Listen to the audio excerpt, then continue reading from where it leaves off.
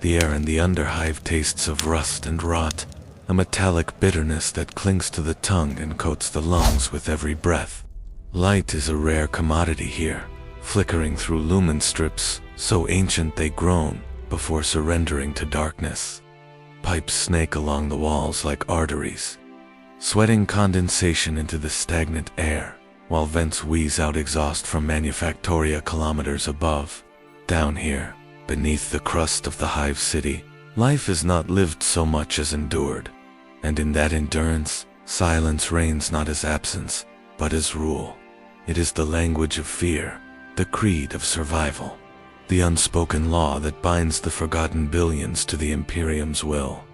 No proclamation announces this silence. No decree is posted on rusted walls. It needs none. Every man, woman, and child learns its weight before they learn to speak. The first lesson is simple. Words can kill you. A complaint whispered too loudly about ration cuts. A muttered question about why the tithe ships never return. A memory of ancestors who once worshipped gods other than the Emperor. Any of these can be enough to summon the black-armored arbitrators, whose arrival is heralded by the hiss of hydraulics and the bark of orders through vox grills. And when they come, they do not debate. They do not explain. They take. Those taken are rarely seen again. Some vanish into the labyrinthine cells beneath the administratum's towers, their names erased from records and memory alike. Others are converted into servitors, their minds scraped clean, and bodies rebuilt into tools walking, reminders of what happens when silence is broken. The lesson is learned quickly. Keep your head down, your eyes low, and your tongue still. The Imperium does not demand loyalty from its subjects here.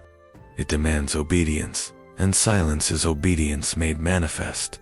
And yet, silence is not simply enforced by the threat of punishment. It seeps deeper, becoming a part of the human condition in these places. Children learn to read the shift in a parent's expression as warning enough to stop speaking. Conversations happen in fragments, sentences left unfinished as though the air itself might betray them. Even thoughts are self-policed, trained to turn away from forbidden curiosities before they fully form. Over generations, silence becomes not just a survival tactic, but an inheritance passed down like a bloodline, shaping the minds and souls of those who will never see the stars. But beneath this oppressive stillness, rebellion festers in forms too small for the Imperium to notice or too insignificant for it to care. In the sump levels, children scratch symbols into the grime of walls. Marks that look like random vandalism to outsiders, but carry meaning to those who know how to read them. They tell stories of ration convoys hijacked by rebels, of Arbites ambushed in the dark, of names whispered like curses against the Imperium's machinery. In the manufactoria, workers trade fragments of forbidden knowledge during their brief rest periods, half remembered. Tales of worlds where the Emperor's word is not law, or of civilizations that thrived before the coming of the Imperium's armies. These murmurs are not calls to action. They are not revolutions waiting to ignite. They are survival, two teeny fractures in the monolith of silence that allow the soul to breathe. I remember the first time I saw those fractures widen into something more. It was in Hablock 9, a decaying labyrinth where the lumen strips had long since failed and the air smelled perpetually of burning promethium. A laborer named Hestel had lost his family to an arbitrator raid accused of hoarding grain, though everyone knew the charge was a fiction to cover a failed tithe quota. For weeks, he said nothing. He returned to his work, eyes hollow, lips sealed. Then, one cycle.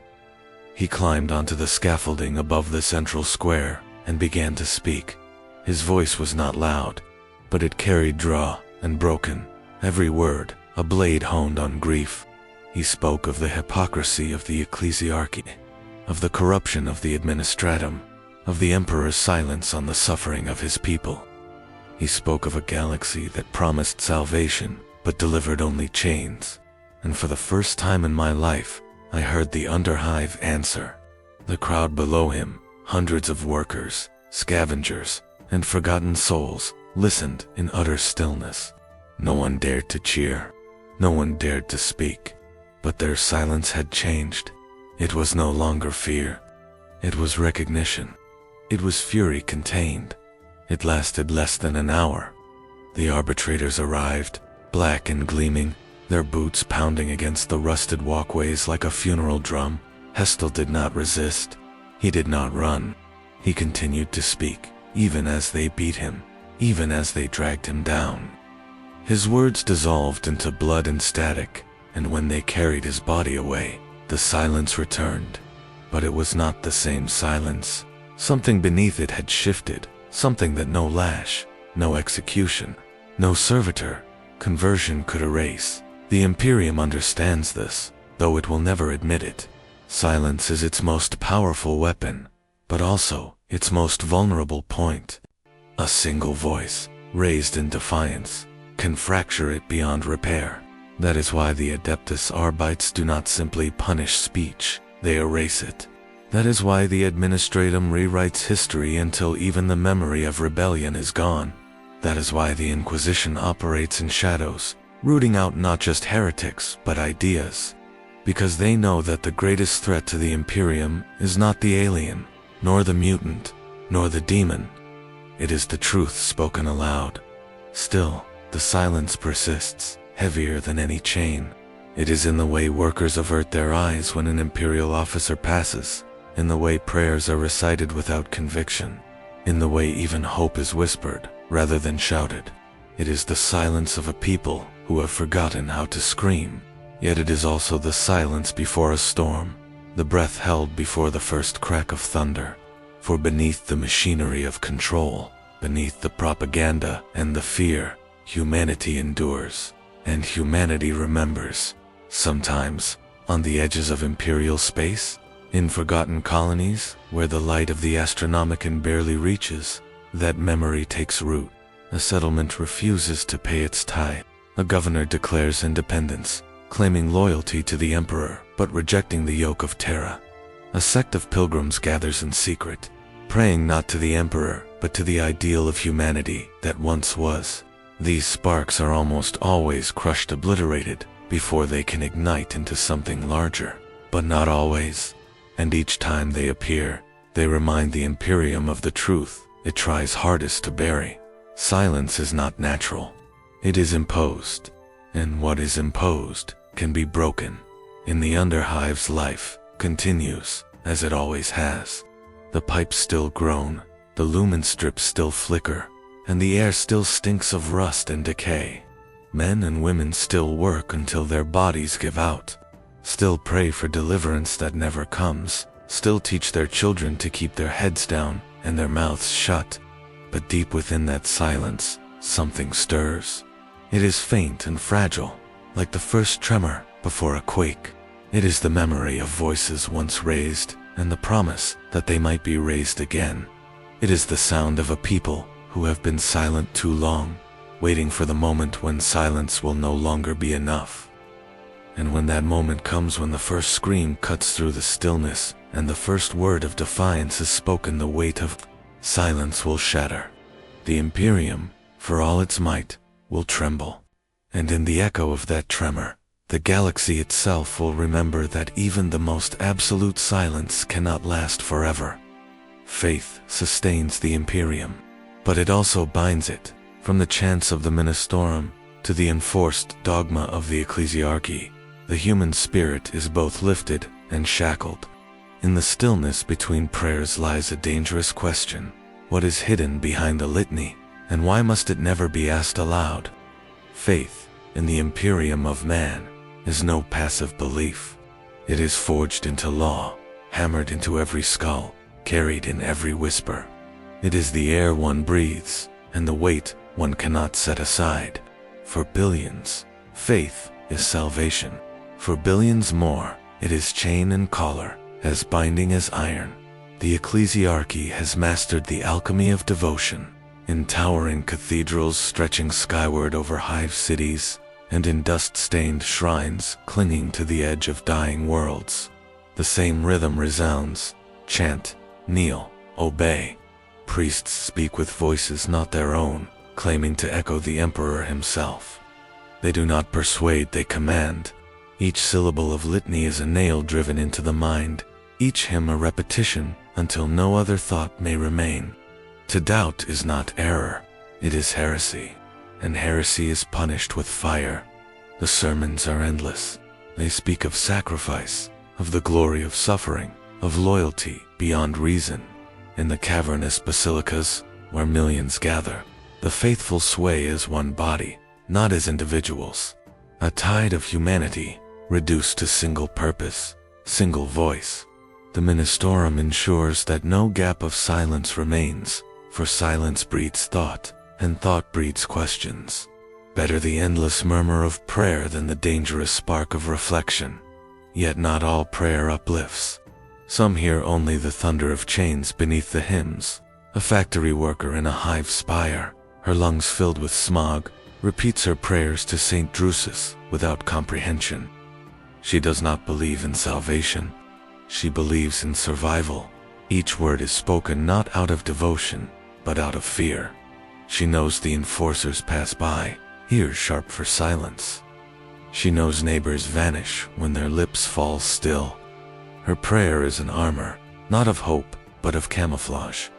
The Imperial Creed demands not faith alone but conformity. One may not simply believe in the Emperor. One must believe in the precise manner demanded. Faith is uniform, absolute, policed. A saint venerated on one world may be condemned as heresy on another, unless sanctioned by the A ritual whispered in innocence may become a death sentence if deemed unorthodox. Faith becomes not a lifeline but a labyrinth, where a single misstep delivers ruin. Still, the great lie persists, that faith is liberation. Ecclesiarchs proclaim that chains are wings, that obedience is freedom, that submission is exaltation. Their words are echoed by choirs, amplified by cathedral speakers, etched into banners unfurled across Hive City skylines. Repetition hardens the lie until it feels like truth. A starving pilgrim kneeling before a statue of the Emperor, starving for days because tides stripped his world bare, whispers thanks not for bread, but for the honor of suffering. He has been taught that his hunger is sacred. He has been taught to call his shekels blessings. The paradox is deliberate. The ministorum survives by transmuting despair into reverence. Misery is never permitted to breed rebellion, only piety. To suffer is to serve. To starve is to prove loyalty. To die nameless in the dirt is to achieve meaning, provided it is done with prayers on the lips. And thus, the machine turns. Endless labor, endless pain, endlessly justified in the name of faith. But cracks form even in this great edifice of belief. In the pauses between sermons, in the quiet of empty shrines, forbidden thoughts stir. A soldier returning from a campaign sees the hypocrisy, billions slain in war. Yet priests speak only of the Emperor's mercy. A mother watches her child die of plague, while clerics insist the Emperor protects. The contradictions gnaw, silent and unseen. They do not cry out, they cannot, but they remain. Silent rebellions of the mind. Some resist openly, though few live long. Heretics are not always blasphemers. Some simply ask questions. A preacher who wonders aloud why the Emperor must demand such endless sacrifice may find his tongue torn out. A scribe who records inconsistencies in holy texts may be burned with his books. Dissent is not merely silenced, it is obliterated. The Ecclesiarchy has no tolerance for fractures, for even the smallest crack threatens collapse. Yet even the threat of fire does not extinguish thought. Faith can be reshaped in secret, in hidden corners, away from enforcers. Small cults emerge not always chaos-tainted, not always corrupted. Sometimes they are simply alternate visions of faith. They speak of the Emperor not as tyrant, but as man. They whisper of his fallibility, his mortality, his absence. They do not renounce him, they humanize him. And that, for the Imperium, is the greatest heresy of all. The paradox deepens. The Imperium requires faith to survive. Yet it fears genuine belief, not manufactured by the ministorum. True faith is uncontrollable. True faith is unpredictable. It cannot be regulated, catalogued, or taxed. Thus, the Ecclesiarchy smothers it, replacing the unpredictable fire of belief with the managed heat of dogma. It prefers a billion hollow prayers over a single uncontrolled flame. Chains of faith extend beyond the cathedral. They bind the Adeptus Sororitas, who wield flame and bolter in service of creed. They bind governors who must perform loyalty in every word, every gesture, lest suspicion arise. They bind the lowborn, who recite prayers not in hope, but in desperation. Faith becomes currency, weapon, shield, and leash. It is the glue that holds the Imperium together, but also the chain that strangles it. The silent question grows. What is hidden behind the litany? The Ecclesiarchy does not answer, for the answer cannot be spoken. It is the void where the Emperor sits immobile on the golden throne, neither living nor dead, unable to respond. It is the absence that must be masked with hymns. The silence at the heart of the Imperium must never be named. And so the chains tighten, link upon link, prayer upon prayer, until the question itself is smothered beneath ritual, and yet faith remains. Not all who believe are broken.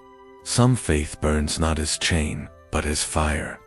A guardsman charging into hopeless battle may truly believe the Emperor watches, and in that belief finds strength enough to stand 1 second longer, to fight 1 moment harder.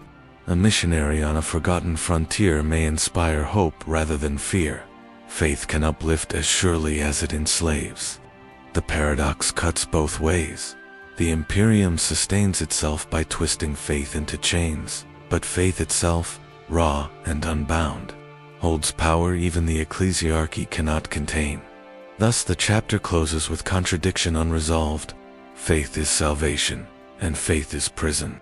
Faith is the Emperor's greatest gift, and the Ecclesiarchy's cruelest weapon. In the stillness between prayers, in the brief silence when the chants fade, the dangerous question remains. What truth lies behind the chains of faith? And what would become of the Imperium if those chains were broken? In the manufactura and shipyards, men and machines are fused into a labor that never ceases. Servitors, skittery, and the priesthood of Mars keep the engines of empire alive. But beneath the sanctified rites and rituals of maintenance, other truths are whispered. The human body, stripped of will, becomes the perfect instrument of silence. The manufactorum floor breathes with heat, every vent coughing out fumes that settle like grime upon sweating flesh. Sparks leap from the teeth of vast cogitators, as if they were stars collapsing in miniature, and the clang of adamantium against steel drowns out the feeble sound of human voices. Here, prayers are whispered not to soothe the soul, but to pacify the machine spirits who grow restless in their labor. Each act of turning a valve, lifting a gear, or aligning a data slate is encased in ritual, so that nothing of pure utility remains untouched by faith. Yet beneath the chanted Binharic codes and the incense-heavy air, one cannot ignore the weight of the chains, not iron, but ritual, not shackles, but obligation. Faith demands obedience, and obedience strips away the very sense of being. Servitors shuffle past on heavy augmetic limbs, their eyes replaced by dull lenses, their mouths sealed or twisted into vox grills that carry no words, only bursts of static. Once men and women of flesh, their wills and memories have been excised, replaced with commands etched deep into their nervous systems. They are the worker perfected in the eyes of Mars, incapable of dissent, unfaltering in strength, immune to the frailty of spirit. The living who still cling to thought see in them a reflection of their own fate. For any mistake, any whisper of doubt, can end in the red sanctum of lobotomization, where the soul is drained away like a toxin and the body remade as tool. It is not the lash of the overseer that compels silence here, but the example of what silence truly becomes. The skittery, by contrast, stride as warriors rather than husks. Their limbs gleam with bionics, their hearts beat in rhythm with the machine spirits, and their eyes glow with a cold fire of calculation. They are not servitors, yet neither are they free men. Each battle is a hymn, each death a datum stored in the endless archives of the priesthood. To the unaugmented human, they appear like demigods wrought from steel, but those who linger long enough see what has been surrendered, the faint quiver of lips that no longer form prayers of their own, the slight hesitation of thought that is no longer theirs to choose. They, too, are bound by the creed that the body is merely a vessel, and vessels may be altered at will. The tech priests of Mars move among them like crimson phantoms, their robes hissing with the movements of servo arms and their faces half hidden behind respirator masks and dangling mechadendrites. They do not command in tones of authority, but in the sibilant clicks of Benheric, their voices half human, half code, as though language itself has been surrendered to the logic of the machine. Each litany of activation is recited with a zeal that makes the cogitators hum in compliance. Yet among themselves they whisper of deeper truths, that flesh is weak, that thought is imperfection, that silence is perfection. In their creed, humanity is not an essence to preserve, but a flaw to be repaired, piece by piece, until only the echo of human form remains. The workers who still labor with flesh and blood sense these truths in the marrow of their bones. They cough black soot, taste the temps of iron in every breath, and wake each day with joints stiff from the weight of labor. They are told that theirs is a holy burden, that every rivet driven and every chain hoisted is an offering to the Omni. They bow their heads and comply, but in the stillness between the bellows of the engines, questions emerge like cracks in stone. Why must the soul be silenced to please the machine? Why must the body be broken to serve the will of masters who see only efficiency? These questions are never voiced, for to speak them aloud is to invite transformation, and transformation ends not in glory but in steel and wire. Whispers carry through the manufactura, drifting like smoke between the rafters. Some speak of accidents where men vanish into the augmetic sanctums and emerge as servitors, their screams erased by ritual chants. Others tell of skittery who faltered in the field, their hesitation met not with forgiveness, but with recalibration, their flesh peeled away to make room for more obedient circuitry. The rituals hide these truths beneath incense and prayer, but every worker feels the weight of them. Silence is not merely the absence of sound here. It is the suppression of memory, the erasure of doubt, the quiet certainty that what you are today may not be what you are tomorrow. And yet, there is reverence. For the machine spirits are real, their wrath tangible, their hunger demanding. A misaligned gear or a corrupted cogitator can bring death swifter than any overseer's hand. The rituals, however hollow they may feel, are the only shield between flesh and the indifference of steel. To serve the machine is to survive another day. To doubt it is to vanish. In this paradox lies the Imperium's genius. Faith entwined with labor, silence enforced not by chains, but by necessity. The great shipyards orbiting distant worlds echo the same truths on a grander scale. Vessels the size of continents hang suspended in void docks, their hulls crawling with workers like ants across a titan's corpse. Here, men weld and rivet, not for hours, but for lifetimes. Entire generations born beneath the shadow of incomplete battleships. Servitors drift along gantries, sparks trailing from their augmetic hands, while tech priests chant praises to the Omnissiah as reactor cores are lowered into place. The void outside presses in with a silence deeper than any cathedral, a silence mirrored in the workers who labor without question, their voices drowned in the endless clang of construction. What emerges from these shipyards are not merely vessels, but temples of silence. Each ship carries within its hull the echoes of those who built it, their questions buried beneath tons of adamantium, their doubts erased by the grinding of gears. The ships do not remember, but the silence clings to them, woven into every rivet and beam. When they sail into the void, they carry not only weapons and soldiers, but the weight of lives consumed by the creed of flesh and steel. In this chapter of the Imperium, the truth is laid bare. Silence is not an absence, but a transformation. Flesh is bent, remade, erased, until it no longer dares to question. Steel replaces will, circuitry replaces doubt, and in the end, only obedience remains. Those who walk these manufactura and shipyards know this truth, though they will never speak it. The silence is too deep, too consuming. It binds them as surely as the machine binds cog to gear, turning endlessly in service of an empire that demands not merely their labor, but their very selves. Above the teeming masses of the hive world rises the throne world itself, Terra, a place where the line between myth and governance is erased by ritual. Here, the custodians guard the Emperor's palace, and here too lies the Astronomicon, the psychic beacon of humanity's survival, but within Terra's labyrinths. Rumors grow like mold rumors that the Emperor's gaze is both a salvation and a prison. Terra breathes in silence and exhales ritual. The streets are choked with pilgrims, penitents, and supplicants, their bodies pressed shoulder to shoulder, eyes cast toward the distant horizon where the palace dominates all. Its walls rise higher than mountains, wrapped in adamantine and sanctified wards, an edifice less like stone than myth itself. Every surface of the throne world hums with the vibration of countless prayers, as if the air itself has been carved into liturgy. And yet, beneath the surface splendor, lies a silence deeper than that of any void, the silence of secrets, carefully nurtured and jealously guarded. The custodian guard are the golden phantoms of this silence, towering and perfect, each one a living fortress. They stand eternal before the gates of the Emperor.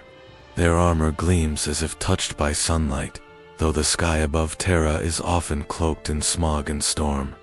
Their halberds shimmer with restrained fury, and their eyes, hidden behind helm and visor, watch with an intensity that reduces men to trembling supplicants.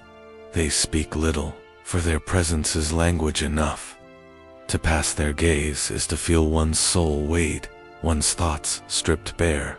No oath, no prayer, no confession can rival the wordless judgment of a custodian.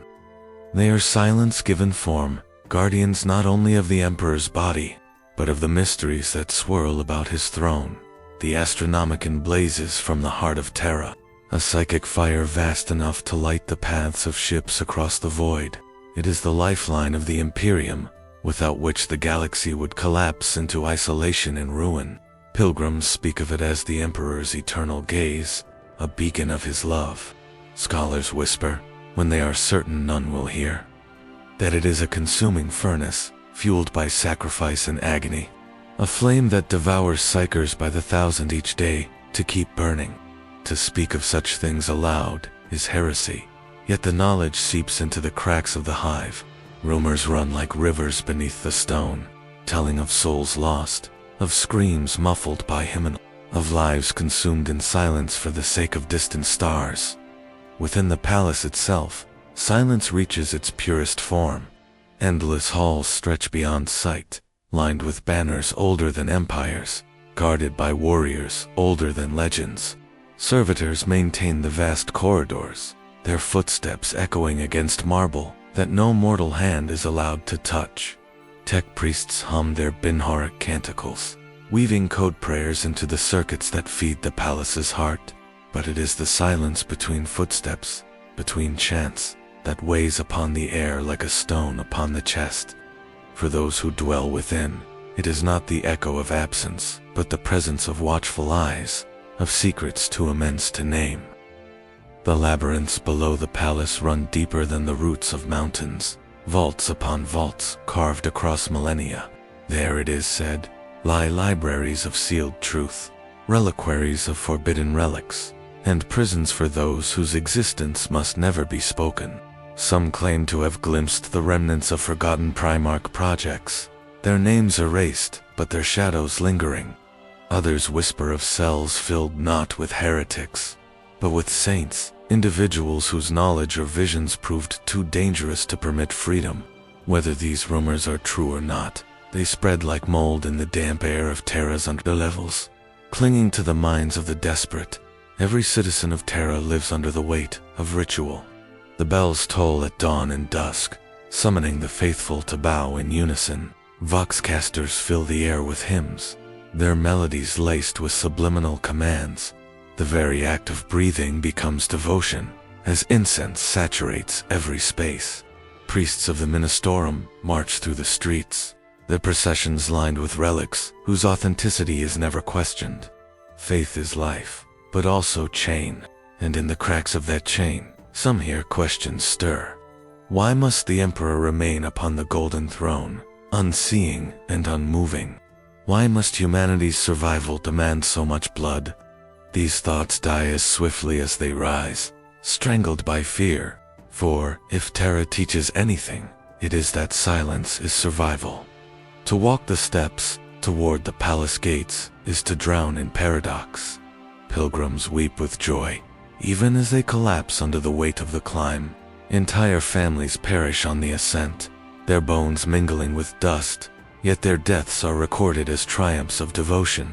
Those who reach the gates fall to their knees, overwhelmed not by words but by silence, the silence of the custodians, the silence of the palace, the silence of the Emperor's gaze. It is a silence that accepts no plea, no argument, no explanation. It is final, absolute. The whispers that infest the labyrinths and the hives speak of this silence as both blessing and curse. Some claim that within the throne room, the Emperor's will still radiates, guiding all. Others say that the Emperor is no more than a husk, his gaze not salvation but prison, binding humanity to a path of stagnation and suffering. These are words of heresy, yet they are whispered nonetheless, for even on Terra, faith cannot wholly smother doubt. The Ministorum quashes such rumors with fire and blade, yet they return, as mold returns in dampness, as shadows return when the light falters. In the end, Terra embodies the paradox of the Imperium itself. It is both heart and tomb, beacon and oubliette. Its rituals sustain humanity, yet its silence strangles it. To dwell here is to live in constant awe, constant fear, and constant uncertainty. Above all, it is to exist under a gaze unseen yet ever present, a gaze that promises salvation even as it demands unending sacrifice. The shadows of Terra are not merely the absence of light. They are the truths unspoken, the doubts unvoiced, the questions never allowed to breathe, and in that silence, the Imperium endures. The Emperor is the center of all life in the Imperium, yet none may look upon him. He is power, faith, and tyranny, sustained upon the golden throne for millennia. To his people, he is godhood. To his enemies, he is the shadow over the stars. But in the minds of the desperate, in the half-remembered words of lost texts, questions still form. Is the throne a beacon or a cage? Is the Emperor still awake, or only a dream repeating itself across eternity? The Golden Throne sits at the apex of Terra, its presence concealed behind layers of sanctified walls and countless custodians.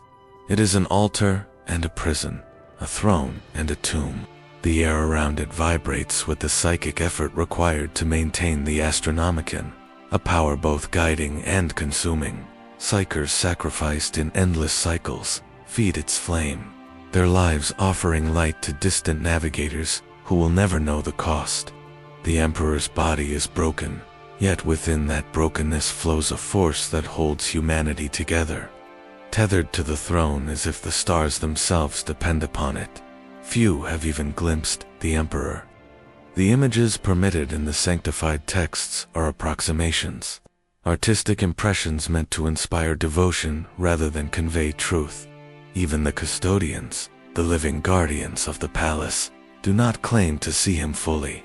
Their vigilance is absolute, their loyalty unquestionable, and yet, behind the golden visors and halberds, some eyes betray the shadow of doubt. Not that such doubt is safe. In the presence of a thought crime, A mind questioned too deeply. One risks more than death. One risks erasure from memory, body repurposed into censored, name stricken from the ledgers of humanity. The Empire's hierarchy speaks of the Emperor in hushed reverence. Ministers, governors, and ecclesiarchs maintain liturgies around his will, interpreting commands that may never have been spoken aloud. These rituals ensure unity, but also perpetuate uncertainty. Whispers circulate in the underlevels of Terra that the throne does not merely sustain the Emperor, but restrains him, locking his will in a constant psychic loop to prevent catastrophe. Others claim the throne has become a vessel of his consciousness alone, disconnected from the flesh, perceiving the galaxy as dream and nightmare entwined. The truth remains unknowable, hidden behind sanctity, fire, and fear. Even the Adeptus Custodes, these shining paragons of martial perfection, tread lightly within the throne room. Their armor gleams with gold and ritual, each movement a litany. They bow not to the flesh, which is frail, nor to the rumor, which is dangerous, but to the idea of him, a power so immense it cannot be witnessed directly, only respected. To contemplate the throne is to stand at the precipice of understanding, where awe and terror converge. Every step closer carries the weight of millennia of devotion, the cumulative sacrifice of billions, and the silent horror of truths that may never be voiced in the distant corridors of the Imperium. The Emperor's unseen face dominates every aspect of life. The Astra Militarum marches, driven by loyalty that is learned, drilled, and reinforced. Governors levy, tithe, and tax, interpreting the Emperor's will through the bureaucracy of Terra Ministorum. Priests chant endless liturgies, binding the hearts of the faithful. In every act, the unobserved gaze of the Emperor is presumed to loom, an omnipresent oversight that enforces obedience without uttering a word. It is both comforting and suffocating, a paradox that lies at the heart of faith in the Imperium. Rumors, however, persist. In hidden libraries, data slate fragments, and the quiet dreams of the insane, questions echo that cannot be silenced completely. Does the Emperor truly perceive the galaxy, or is he trapped in a liminal state, aware only of fragments of existence? Is the Astronomicon a guiding light, or a psychic cage whose brightness blinds as much as it illuminates? These speculations, whispered in fear, are never meant for ears beyond the secretive, yet they endure, like seeds buried beneath stone, awaiting some impossible harvest. The paradox of the Emperor's existence stretches across the Imperium like a shadow. To his worshippers, he is eternal, absolute, a godhead whose will cannot be questioned. To his enemies, he is a specter whose mere legend chills worlds into submission. Yet within, the uncertainty gnaws at the edges of belief.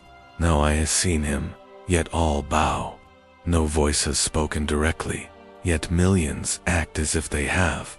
The throne and the Emperor upon it are both beacon and prison, light and shadow intertwined in a cycle that has endured 10 millennia and may endure 10 more as the centuries pass. The human mind strains under the weight of faith and speculation. Pilgrims to Terra feel the silent pressure of uncounted eyes, the gravity of expectations both imposed and imagined. Scholars debate in private the nature of his existence, balancing reverence against rationality.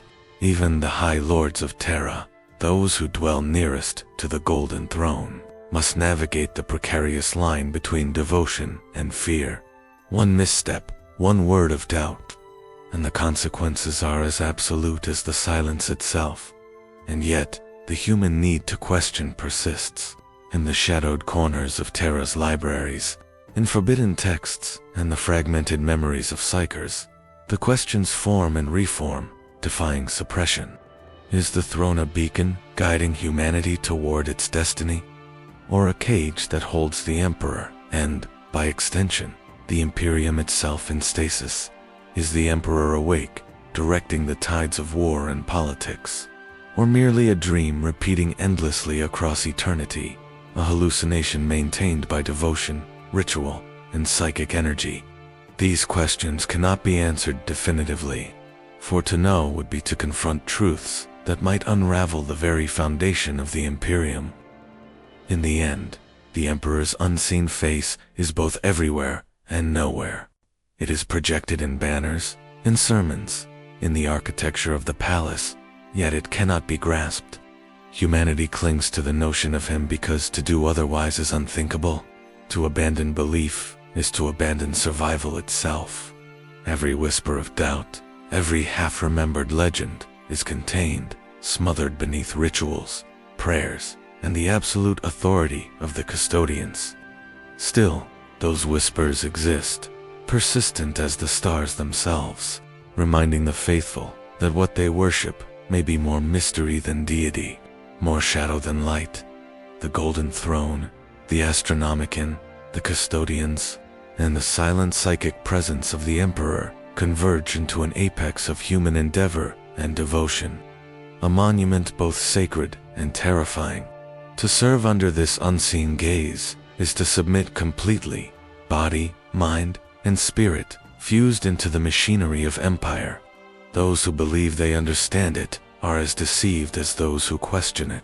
Faith and obedience coexist with uncertainty, and within that tension, the Imperium endures, propelled forward by unseen hands and unspoken truths.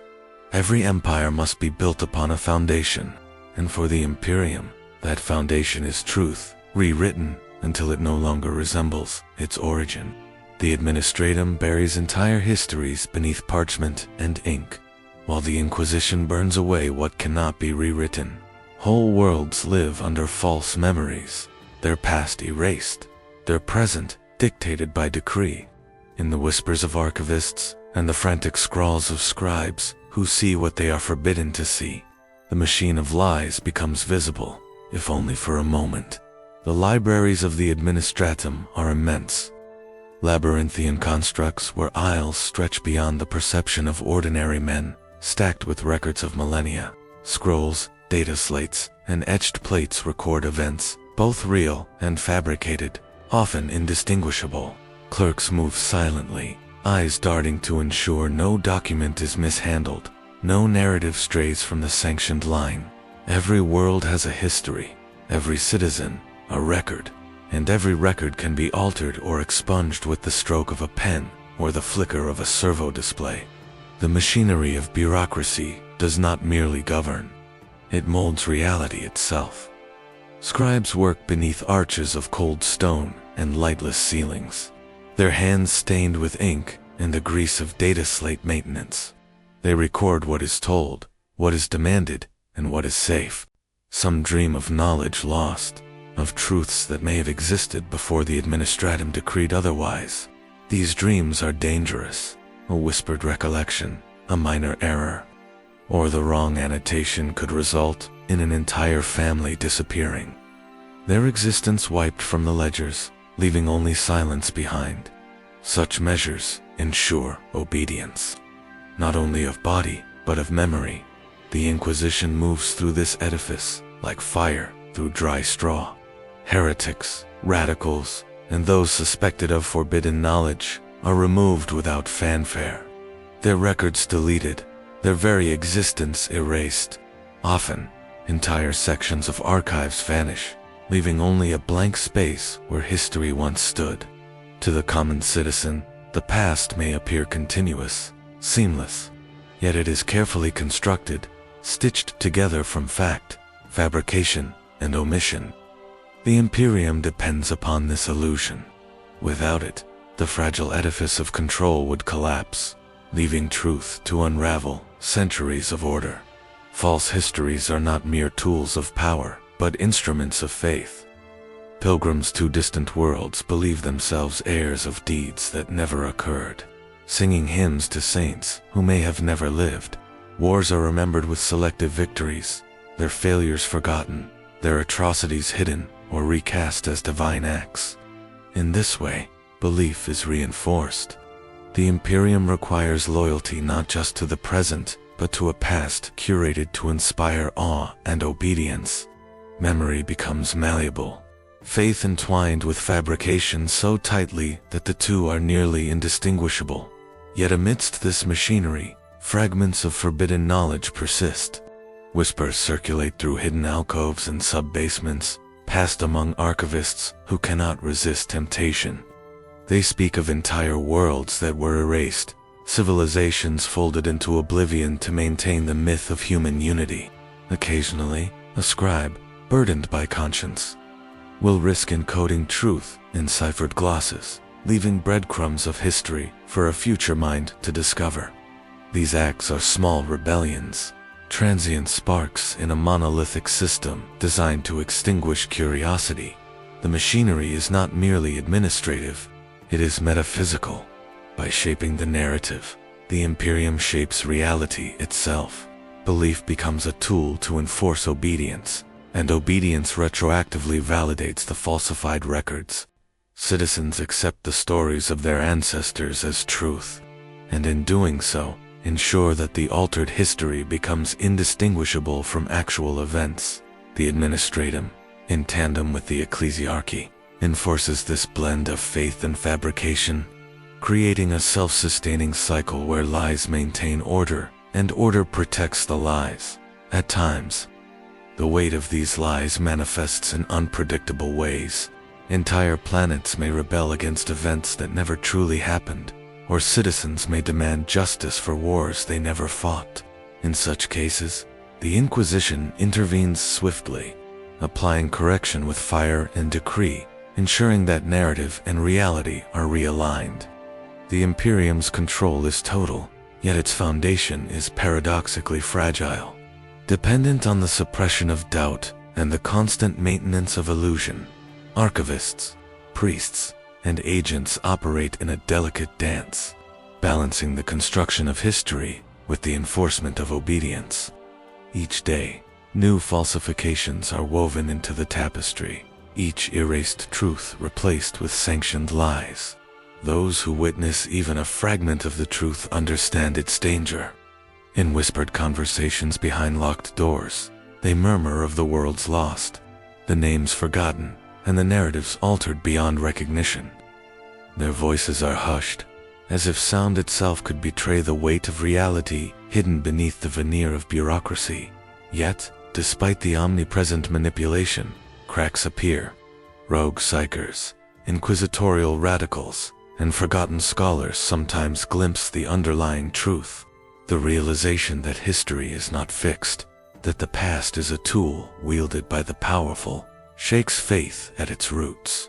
Few survive such knowledge, fewer act upon it.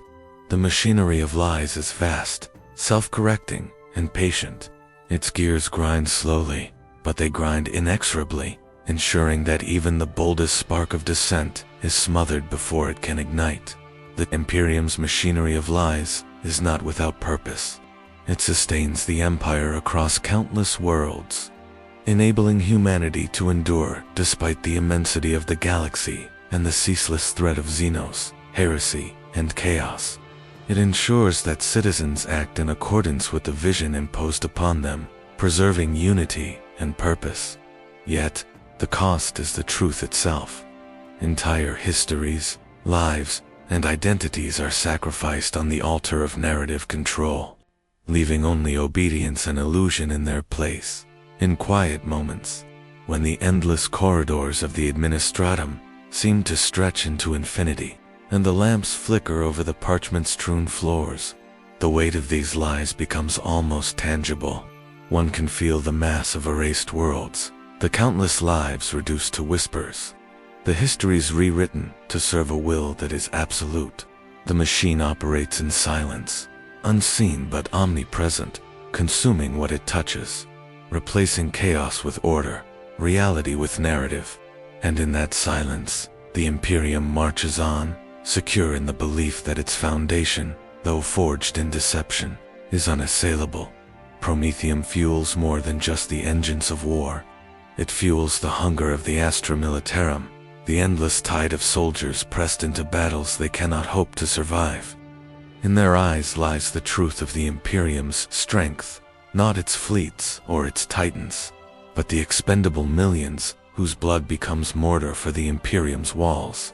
Here, the silence cracks into screams.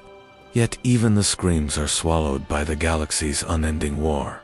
The recruits, barely men, are molded in the harsh crucible of training worlds. Mud and blood mingle in the trenches, and the acrid scent of promethium fills the air, biting into lungs already raw from exhaustion. Orders are barked over vox grills, echoing in unison with the pounding of boots, the whine of lasguns, and the metallic groan of armored vehicles. Each man is a cog, each life expendable, each scream catalogued and forgotten. Discipline is carved into flesh as much as into psyche. Hesitation is not merely punished, it is erased. The Astra Militarum thrives on this rigor, its strength measured in obedience, its victories tallied in the ashes of the fallen. Promethium flames illuminate the battlefield in fleeting bursts, revealing a panorama of chaos where courage and terror coexist in an uneasy marriage. Tanks churn the earth into mud, carrying the dead and the dying alike, while artillery hammers the horizon with fire that blurs the line between friend and foe. Soldiers, sweat streaked with soot, advance through the devastation, each step a surrender to duty. Their minds are tempered with the knowledge that survival is rare, yet the will to move forward persists, driven by fear, training, and the echoes of faith that even the oldest regimentary banners carry. Beneath the surface of strategy and deployment, the machinery of the Imperium's war thrives on anonymity. Platoons vanish in bombardments, companies disintegrate under the weight of orbital fire, and yet the tally of losses never reaches the ears of those commanding from Terra or orbit. The human mind becomes a battlefield unto itself, a fragile construct bent to endure, absorb, and continue. Letters from home, brief glimmers of humanity, are rationed like water. A single note may last weeks, an entire memory chain preserved for fleeting comfort. Soldiers cling to these shards, understanding their fragility, aware that each is but a momentary reprieve before plunging back into the maelstrom of ordered chaos. The war zones themselves are living entities, breathing with fire, mud, and smoke. Trenches snake-like veins across scarred countenance, while promethium flares hiss through pipelines, igniting fires that lick the underbellies of abandoned structures. Death is ubiquitous. It is a constant companion and a silent teacher. Commanders speak in tactical maneuvers, yet every plan bends to the raw calculus of survival, casualty, and expendable resolve.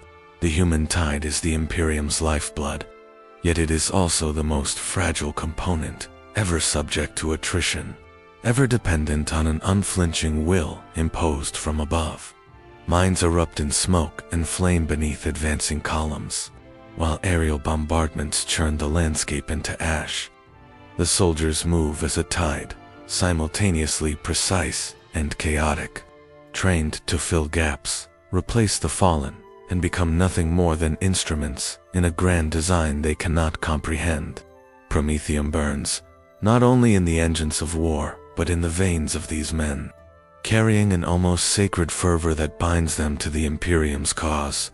Pain becomes routine, fear becomes ritual, death becomes a step in the endless march of humanity. In the chaos, camaraderie arises, fragile and fleeting. Soldiers form bonds that exist only in the moment, knowing that tomorrow's battle may claim all. Names are spoken softly over the roar of guns, hands clasped in brief gestures of solidarity, voices muttered prayers or curses against the unseen hand that directs their fate. Yet even these connections are ephemeral, swallowed as quickly as they are formed, leaving behind the memory of touch, sound, or laughter as a ghost that haunts the trenches. Beyond the front lines, officers maintain a veneer of control over a system they barely understand. Reports, tables, and vox logs form a lattice of information that obscures as much as it reveals. Lives are abstracted into numbers, deaths logged in ledger states, victories measured by territory rather than the cost in blood. Yet the human element cannot be fully erased. Subtle fractures appear in morale, tiny sparks of rebellion, moments when instinct and fear overrule drilled obedience. These are swiftly corrected, reminders that the war is both infinite and absolute, and that the Imperium tolerates no deviation from its calculated plan. The roar of artillery, the hiss of promethium, and the thunder of engines create a soundscape that penetrates the mind as surely as any order. Soldiers internalize this rhythm, moving in tandem with it, bodies and wills synchronized to a cadence dictated by war itself. Here, silence is a memory, and screams are as fleeting as sparks in the night. Each man is both instrument and sacrifice, a living conduit of the Imperium's relentless expansion, and every heartbeat is a tribute to an empire that endures through fire, blood, and the unyielding flame of promethium. In the end, the strength of the Imperium is measured not in titans or fleets, but in the unceasing flow of human life, consumed in service of an idea. The soldiers, expendable yet vital, embody the paradox of power. Their mortality is both a weakness and the source of unbreakable resolve. As the tide of men marches across scarred worlds, promethium burning in engines and veins alike, the galaxy watches a symphony of ordered destruction, where silence is punctuated by screams, and the fire of humanity fuels the ever-turning wheels of the Imperium. The Adeptus Mechanicus sings to its machines with voices that blur the line between faith and code. The skittery march, the servitors drone, and the tech priests chant their binary prayers into the void. But beneath the sacred hymns, there are secrets even Mars itself does not dare to acknowledge.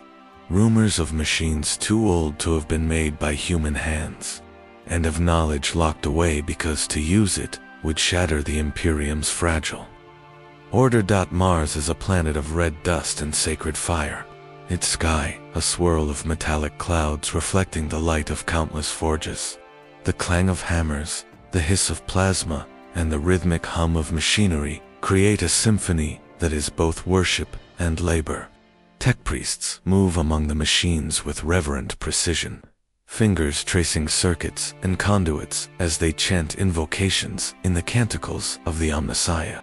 Each word is a command and a prayer, shaping both machine and mind. To an outsider, the rituals appear as ceremonial pageantry, but to the Mechanicus, they are essential to the preservation of knowledge and the flow of power. Skittery legions march in endless drills across the red plains, their limbs augmented with ceramite and steel. Each footstep is both military discipline and sacred cadence, the rhythm echoing the heartbeat of Mars itself. Servitors, half human, half machine, toil in silence, their minds erased of self-will, their bodies devoted entirely to function. Every cog, every synapse, every spark of circuitry is an offering, an act of devotion to the machine god. Yet, within these operations, shadows linger, forbidden schematics, relics of technology, predating the Imperium, are locked away in vaults, so secure that even high-ranking magi dare not speak of them. The red dust of Mars is stained with centuries of devotion and secrecy. Beneath the surface, vaults twist like roots, holding knowledge that could empower or destroy entire worlds. It is whispered that some machines serve no known purpose, their functions incomprehensible even to the most learned tech priest. Rumors abound of cogitator engines, older than recorded history, their programming encoded in a language lost to time, carrying intelligence that hums with the memory of a galaxy no longer extant. To tamper with such constructs is to invite madness or catastrophe, and yet their existence is undeniable, a silent testament to the mysteries Mars safeguards. The chants of the Adeptus Mechanicus are precise and infinite, echoing through forges and corridors in a rhythm that binds mind to machine. Each syllable serves to awaken circuits, align logic paths, and sanctify the flow of energy. In the forge halls, plasma arcs illuminate the faces of tech priests, revealing the zealotry in their eyes. They are devoted not only to functionality, but to understanding. Yet there are truths that even the Mechanicus dare not seek. Some knowledge is deemed too potent, too disruptive, threatening to unravel the fragile equilibrium of the Imperium if applied without restraint. These are the secrets kept behind layered locks, warded doors, and psychic safeguards. Their existence whispered only in the dimmest corners of the planet. Mars itself seems aware of the weight it carries. Its storms whip across the plains with unrelenting force, as if echoing the vastness of the mysteries it holds. The air is thick with the smell of molten metal and ionized energy, an eternal incense of industry, as servitors hum in their eternal toil and skittery patrol with mechanical precision. The planet watches, guarding both the present and the forbidden past. Every artifact, every binary hymn, every encrypted cogitator serves to maintain a delicate balance between knowledge and obedience, progress and control. Yet, the Mechanicus is not blind to ambition.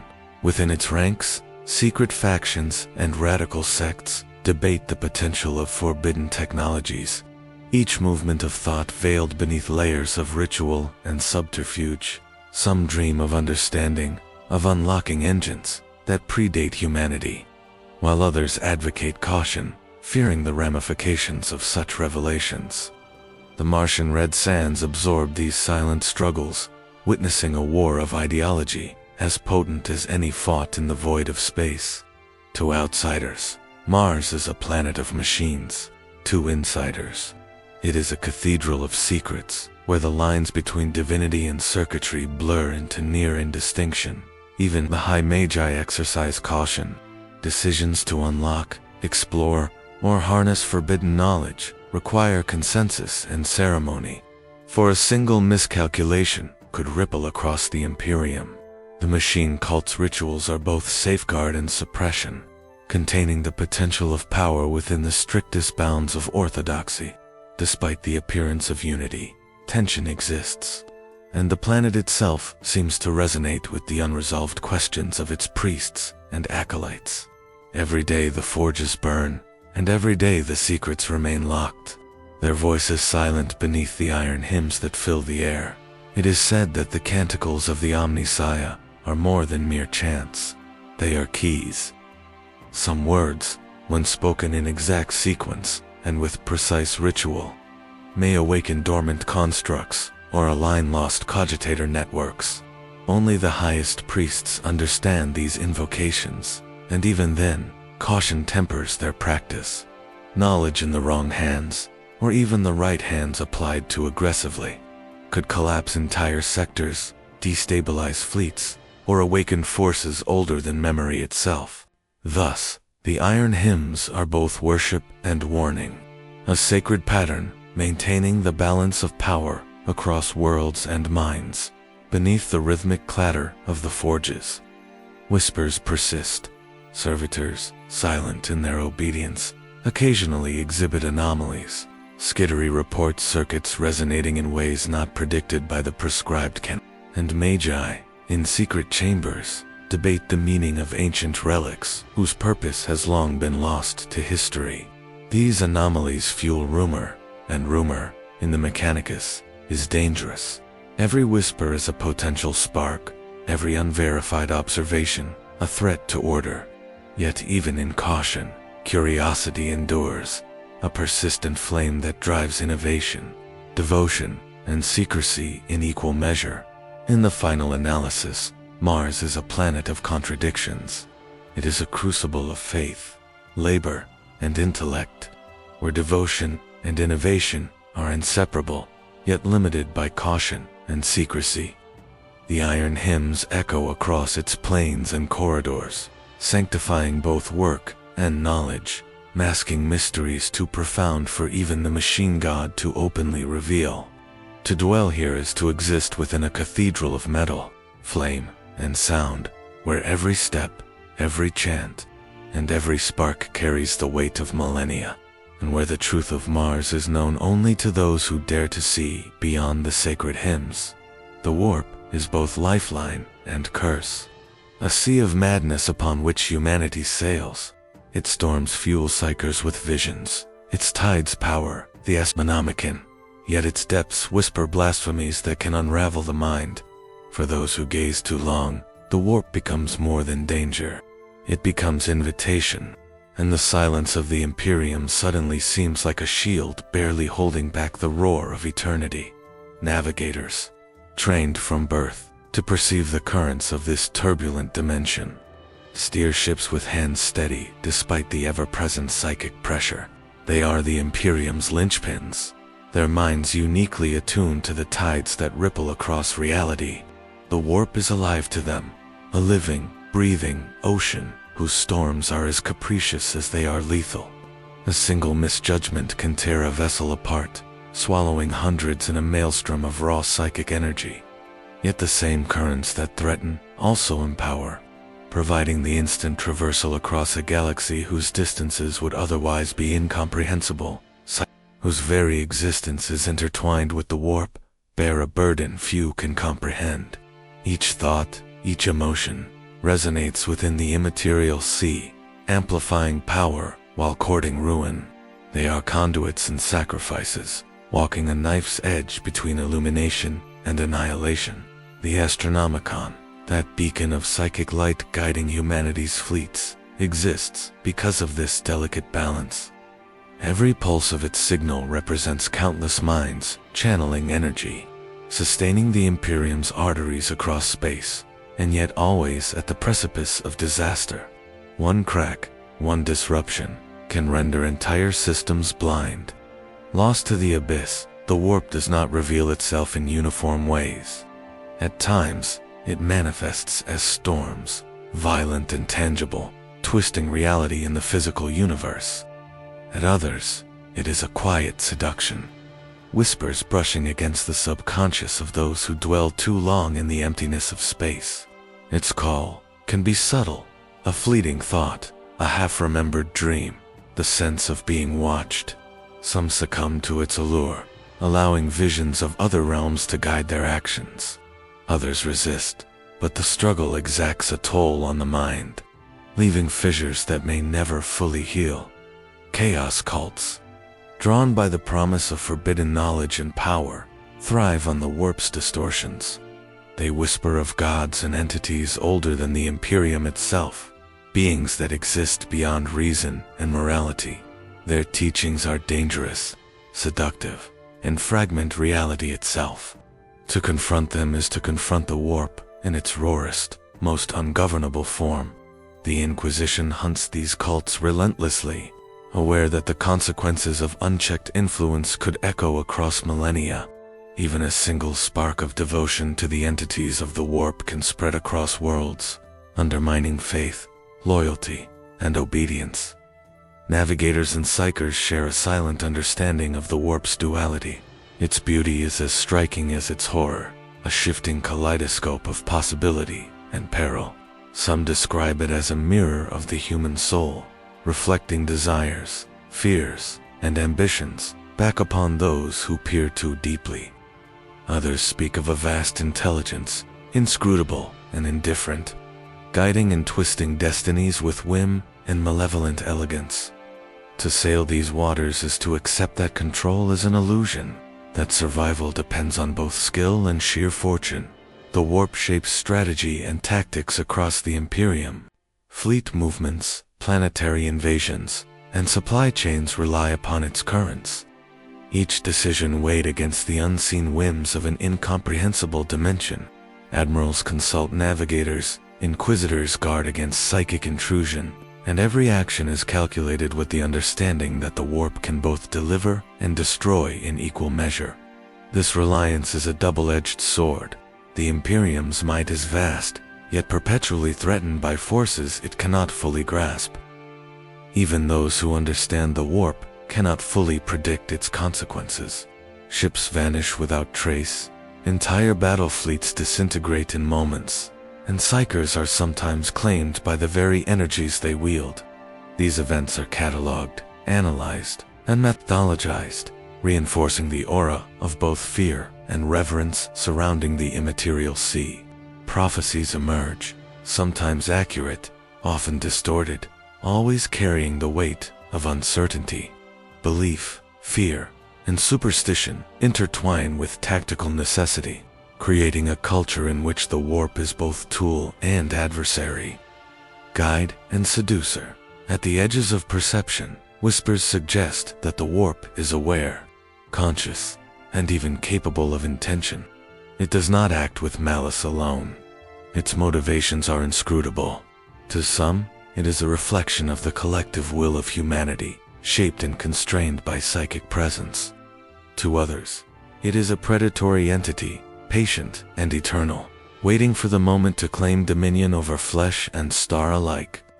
The Imperium maintains vigilance, but the sheer immensity of this responsibility is staggering. Every decision, every voyage, and every psychic exertion carries consequences that ripple across space and time. The warp is a paradox, a lifeline and a curse, a source of salvation and destruction, an ocean of opportunity and madness. Humanity's survival depends upon it, yet no mind can claim mastery. The silence enforced by the Imperium, the rigid order. The prayers and decrees serve to mitigate its influence, but they are fragile shields against an ever-present threat. To understand the warp is to acknowledge that control is partial, that knowledge is provisional, and that the line between protection and annihilation is thinner than thought. Within this liminal space, courage and fear intertwine. Pilots, navigators, and psychers act with determination forged in necessity, aware that each action could determine the fate of worlds. The Imperium's reach is vast, yet it extends over a dimension inherently hostile, a reality that thrives on chaos and opportunity alike. The warp's presence is felt in every warp gate pulse, every psychic beacon, every tremor in the void. It is the silent partner in humanity's expansion, the unacknowledged arbiter of fate, and the ceaseless reminder that even the mightiest empire exists at the mercy of forces beyond comprehension. The Inquisition moves unseen, faceless yet omnipresent, the shadow of judgment looming over every world and every man. They claim to serve the Emperor, but their loyalty is only to survival of humanity, of order, of their own power. In their chambers, truths are dissected and stitched together again, and men disappear into oubliettes where silence is eternal. To be noticed by them is worse than death. Across hive worlds and frontier systems, Inquisitors operate in a web of secrecy, their agents interwoven into every stratum of society. They are arbiters, investigators, and executioners, capable of unmaking reputations and entire institutions with a mere decree. Their presence is rarely seen, yet its influence is felt in every edict, every audit, every whispered rumor. The citizens live under a tension that is both palpable and invisible, a knowledge that at any moment, the shadow of the Inquisition could descend and reshape reality according to its inscrutable will. Chambers of the Inquisition are chambers of interrogation, observation, and calculation. Records are parsed with obsessive precision, each anomaly a potential clue, each contradiction a thread leading to a greater truth or greater danger. Interrogators employ both the physical and psychic arts, probing memories, manipulating perception, and extracting confessions that may not reflect reality but satisfy the requirements of investigation. The mind is as much a battlefield as any front line, and the tools of the Inquisition are honed to exploit every weakness. To be noticed by the Inquisition is to enter a system of absolute scrutiny. Citizens vanish with no notice. Entire communities may be subjected to audit or censure. The mechanisms are bureaucratic and psychic alike. Audits, inquisitorial edicts, surveillance grids, and psychoprobes. Every interaction, every decision, every word can be recorded, analyzed, and interpreted according to criteria that remain opaque. Fear is as much a weapon as any lasgun or blade, ensuring compliance and preemptively eliminating dissent. Within their hidden sanctums, Inquisitors themselves are figures of paradox. Devotion to the Emperor is absolute, yet interpretation of that devotion is personal and idiosyncratic. Each inquisitor shapes the mandate of their office according to judgment, intellect, and paranoia. They are scholars and hunters, commanders and spies, blending diplomacy with terror. In their pursuit of heresy, Xeno's influence, or chaos corruption, they manipulate lives with surgical precision, dismantling threats before they become visible, yet leaving traces that ensure the terror persists. Inquisitorial methods are often as obscure as their motivations. Secret alliances, forbidden experiments, and ruthless enforcement ensure that no threat goes unexamined. Information is currency. Loyalty is conditional. Agents, acolytes, and informants move across worlds, carrying the will of the Inquisition and returning with fragments of knowledge that feed the ever-hungry mind of the Inquisitor. The Empire itself becomes a chessboard, and the Inquisition holds the most dangerous pieces, unseen but capable of decisive action. Interrogation is a delicate interplay of fear, suggestion, and coercion.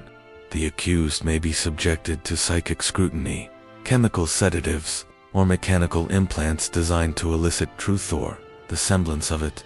Memory is malleable. Perception can be reshaped. Those who enter inquisitorial custody rarely emerge unchanged. Some leave physically intact, but spiritually broken. Others disappear into the oubliettes, leaving only silence to mark their existence. These chambers of judgment serve as both warning and instrument, reinforcing obedience through terror and demonstrating the reach of authority. The Inquisition's presence extends beyond direct action.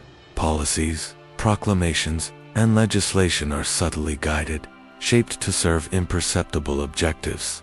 Ecclesiarchy administratum and planetary governors find their directives subtly aligned with inquisitorial intent. Yet the mechanics remain invisible. The Empire functions unaware of the invisible hand that molds events. Rumors of inquisitors' decisions spread as hushed tales, their truth uncertain, yet the fear they inspire is universal. Every citizen, knowingly or not, adjusts behavior to anticipate the unknowable eye. Despite their power, inquisitors are not omnipotent. Threats are numerous, complex, and evolving. Xeno's agents, rogue psychers, heretical cults, and systemic corruption challenge their authority at every turn. The Inquisition adapts, deploying acolytes, assassins, and subtle manipulations to neutralize danger before it escalates. Their success is measured not in visibility or acclaim, but in the absence of catastrophe. The galaxy continues its vast, tumultuous course, unaware of how close some worlds came to annihilation and how often the Inquisition's intervention preserved existence itself. The mask of the Inquisitor is both literal and figurative.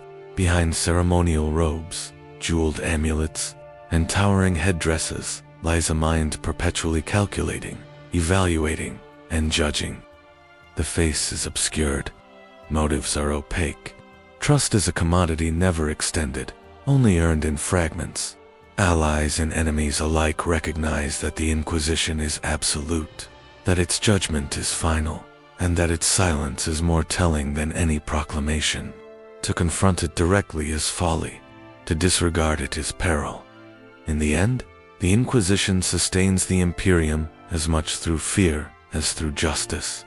Its influence threads through every decision, every war, every edict, ensuring survival against the myriad threats that plague humanity. Yet this influence is invisible to most, unacknowledged by those who benefit from it, and terrifying to those who understand even a fraction of its reach. The Inquisitor's mask conceals more than identity.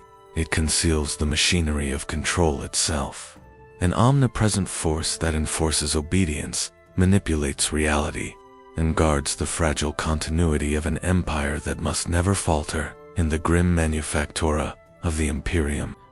Bodies are raw material. Some are broken into servitors, stripped of mind and rebuilt as tools. Others are taken by the black ships, psychers drained to keep the Astronomicon alive. Every life is an offering, every death a transaction. What is left behind is not mourning, but the grinding certainty that one day it will be your turn to feed the machine. Servitors are the most visible manifestation of this grim calculus. Once men, now nothing more than flesh and steel, their memories purged and wills erased. Limbs are grafted with machinery, minds constrained by cortical implants, and their existence reduced to ceaseless function. They operate in manufactura shipyards and fortresses, performing labor that is essential, yet invisible, a living engine driving the Imperium's expansion. The process is ritualized, the transformation of flesh into tool sanctified as service to the machine god and the Emperor alike. Yet beneath the ceremonial veneer, horror lingers, a reminder of the price exacted for the continuation of humanity. Black ships traverse the void on silent, endless patrols. Their purpose is known and feared across every world. Psychers identified through rigorous screening are claimed and transported, destined to fuel the Astronomicon or serve in secretive, sacrificial capacities. Their minds are strained and broken, their psychic essence extracted in carefully regulated increments. Families and communities are often unaware of the fate awaiting their children or kin, their disappearances attributed to duty or misfortune. The black ships embody the Imperium's relentless efficiency, transforming life itself into energy for the survival of billions. In manufactura, the stench of promethium, metal, and burned flesh mingles. The air hums with machinery and the faint whisper of prayers, recited by tech priests who oversee the conversion of humans into service. Each act is both functional and devotional, a testament to the belief that sacrifice serves the greater good. Yet the mechanized efficiency of the process belies the human cost. Bodies are selected, stripped, and reassembled with mechanical precision, their prior lives obliterated in the service of a system that neither mourns nor remembers. The Psychers endure another form of sacrifice. Their lives are not consumed in the physical sense, but in psychic essence, drained over time to maintain the Astronomicon's unwavering light. Every pulse of the beacon represents countless minds bent into service, a psychic ocean of suffering contained to ensure the Imperium's survival. The process is clinical and merciless, monitored by the Adeptus Astra Telepathica, where only efficiency and output are measured. Humanity's continued presence across the stars is paid for with psychic torment, a debt the living rarely comprehend. Those who remain, the witnesses, are haunted by knowledge of the system's demands. Inhabitants of manufactura, of hive worlds, of psycher academies, exist under the constant reminder that every human life carries a potential destiny of consumption. Fear is both deterrent and lesson, inculcating obedience and suppressing dissent. The individual is secondary. Survival is abstracted into the broader flow of necessity, each person a node in the immense network that sustains the Imperium. Mourning is a luxury, and hope is measured in the preservation of function rather than affection or memory. The transformation from human to instrument is mirrored in ritual as much as in physical alteration. Servitors are blessed, their augmentation overseen by the priesthood of Mars, and each psychic extraction follows precise liturgy. Pain, resistance, and even terror are managed and contained, their expression subordinated to the purpose of survival and devotion. The Imperium does not deny these horrors, it sanctifies them. The narrative of duty overlays the violence, concealing the underlying calculus with theology, doctrine, and devotion. Sacrifice becomes obedience, suffering becomes purpose, and humanity becomes machinery. The machinery of flesh and soul intertwines with the broader gears of imperial power. Manufactura produce weapons, vehicles, and infrastructure. Psychers fuel navigation and psychic defense. Both sustain the war effort that stretches across countless systems. Each life consumed, each mind repurposed, contributes to the broader continuity of human civilization. The system is self-perpetuating, indifferent to individual suffering, relentless in its efficiency. Death is transactional. Existence is temporary, and the machinery grinds ever onward. Yet within these cycles, subtle awareness persists. Whispers circulate among the workers and acolytes, rumors of resistance, of brief acts of defiance, of clandestine attempts to preserve fragments of identity. Some attempt to shield memories, protect the psyche, or aid those marked for conversion. These acts are fleeting, dangerous, and almost always crushed, but they indicate a spark of autonomy that the Imperium tolerates only in the smallest, controlled measure. It is a testament to the human spirit, fragile yet enduring, that even in the machinery of sacrifice, resistance flickers. The inevitability of consumption shapes every thought and action. From birth, individuals are aware of the system that governs life and death. Training, indoctrination, and observation instill the understanding that participation is compulsory, that utility precedes compassion. Each generation is conditioned to accept the transformation of flesh and mind as both honor and necessity. The Imperium's survival is abstract, the suffering personal and immediate. This duality defines existence within its boundaries. Life is potential sacrifice, death is service, and the machinery of humanity is perpetual sustenance for the Empire. In the end, the Imperium's power is inseparable from its demands on flesh and spirit. Servitors toil endlessly, psychers sustain the Asmonomicon, and the living witness the cycle with quiet acknowledgement or terror. The machinery of sacrifice is absolute, efficient, and unforgiving. It is the price of continuity, the currency of survival, and the ultimate testament to the imperatives that govern the galaxy. Humanity persists, not through mercy or compassion, but through relentless function, and the certainty of participation ensures the wheels of the Imperium continue to turn. The Adeptus golden and eternal, walk the halls of Terra like statues brought to life. They are guardians beyond comprehension, yet even their watchful eyes reveal unease. For if the Emperor is divine and unchanging, why must his guards never sleep? Their presence is both comfort and threat, and for those who see them up close, the question becomes impossible to ignore. What are they protecting, and from whom? Every custodian moves with an elegance that belies the lethal potential contained within each step. Their armor glows faintly, reflecting ambient light, giving them an aura of untouchable majesty. In their hands, weapons of incomprehensible craftsmanship are extensions of their being, instruments of judgment and defense alike. To witness one is to grasp the scale of the Imperium's devotion and the absolute nature of its hierarchy. They do not merely serve the Emperor. They embody the sanctity of his dominion, the unassailable authority that governs all that remains of humanity. Terra's corridors, vast and labyrinthine, echo with footsteps, measured and deliberate. Each custodian's patrol is not random, but deliberate, covering angles unseen, predicting threats before they materialize.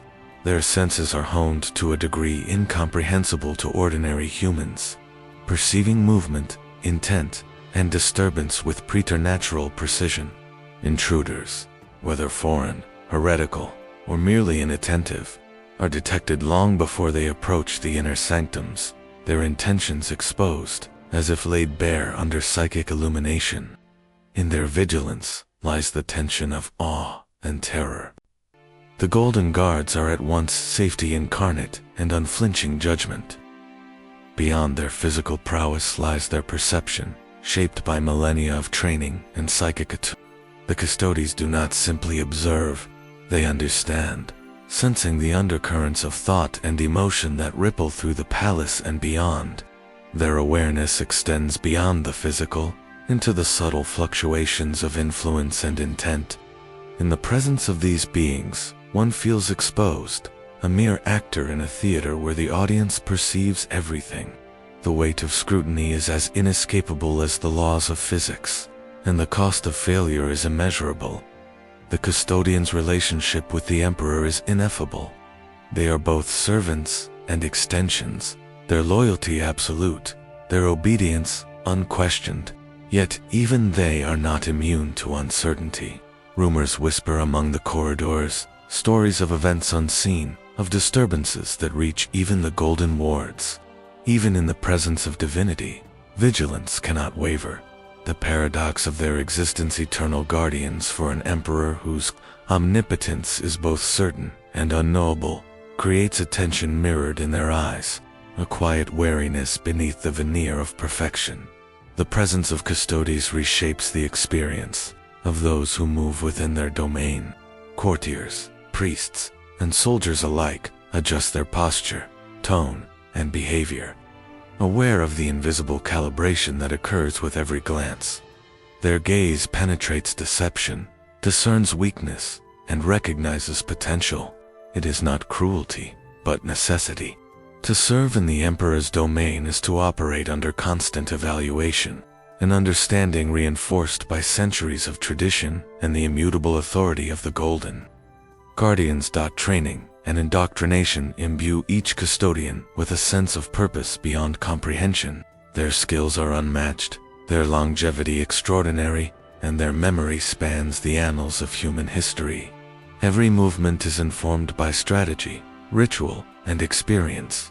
Every decision weighs immediate consequence against millennia of precedent. They are scholars of combat, philosophy, and duty, yet their ultimate function remains singular: the defense of the Emperor and the sanctity of Terra.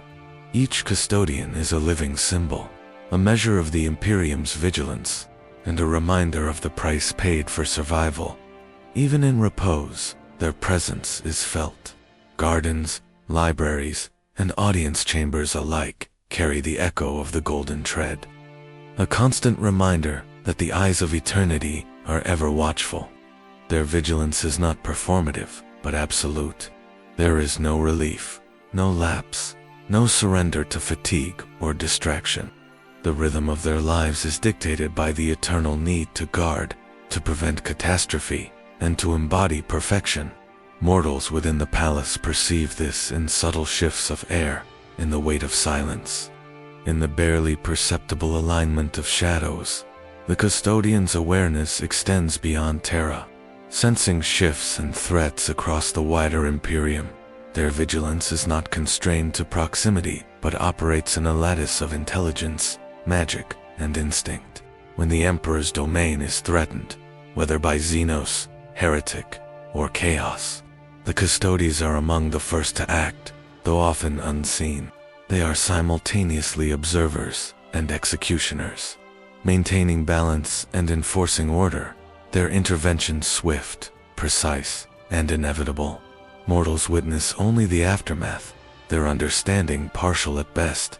The paradox of their existence is striking: absolute power, unflinching loyalty, eternal life, yet even they are bound by duty, unable to relax, unable to doubt, and unable to rest. The weight of their watch is immeasurable, their purpose unceasing, their discipline without equal. And within this perfection lies subtle anxiety, a recognition that even guardians may fail, that threats may arise beyond anticipation. Their golden gaze reassures and unsettles, comforts and challenges, embodies the duality of protection and awareness in Terra's sacred halls. The custodians stand as the living incarnation of the Imperium's determination to survive. They are the measure of vigilance, the standard of excellence, and the ultimate arbiters of who may approach the Emperor's presence. Their gaze reveals the truth of humanity's fragility, the necessity of absolute guardianship, and the unending tension between perfection and uncertainty. To encounter a custodian is to confront both AW and existential clarity, a reminder that the Imperium survives through discipline, devotion, and the unwavering eyes of eternal watchers. The Imperium celebrates saints who blaze like stars, their miracles seen as proof of the Emperor's hand. Yet for every saint remembered, there are others erased, their deeds inconvenient, their lives rewritten. Faith sustains, but it also blinds. Behind every holy figure lies a shadow the Imperium does not wish to reveal. Saints are woven into the very fabric of imperial culture. Hallowed banners, liturgies, and festivals commemorate their feats, embedding their narratives into the psyche of entire worlds. Their miracles are recounted in hushed tones or proclaimed from grand pulpits, each story reinforcing the faith that holds human civilization together against an uncaring galaxy. They are both inspiration and instrument, their lives elevated to symbols that justify obedience, valor, and devotion. Yet the canon of saints is selective, curated with meticulous care by the Ecclesiarchy. Deeds that contradict prevailing dogma, that reflect doubt, failure, or indecision, are names vanish from records. Miracles are sanitized or attributed elsewhere. Entire lives are rewritten, sometimes reduced to myth, sometimes expunged entirely. The Imperium's narrative is thus a lattice of truth and omission, a construct designed to maintain cohesion and reinforce faith while concealing the human frailty inherent even in the most exalted. Every saint has a shadow. Some are sins reinterpreted as trials. Others are acts of ambition hidden beneath miracles. In monastic archives and secretive data vaults, whispers of unrecorded events persist, miracles that failed, deeds driven by ego rather than divine will, pacts with powers never sanctioned by the Imperium. These shadows are carefully contained, known only to a few who guard the delicate balance between inspiration and corruption. To expose them would undermine faith itself, threatening both obedience and order. The living witnesses to sanctity, the acolytes, devotees, and scribes, navigate these dualities with caution. They are taught to venerate what is public, respect what is documented, and ignore what is absent. Yet subtle recognition of the unrecorded truths seeps into ritual practice, quiet meditation, and personal reflection. Devotion is not blind, for even as faith blinds, human awareness interprets omissions, hesitations, and gaps. A saint becomes not only a paragon but also a reminder of the selective machinery that shapes belief.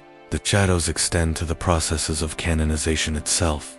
Miracles are rigorously examined, testimonies gathered, and evidence scrutinized.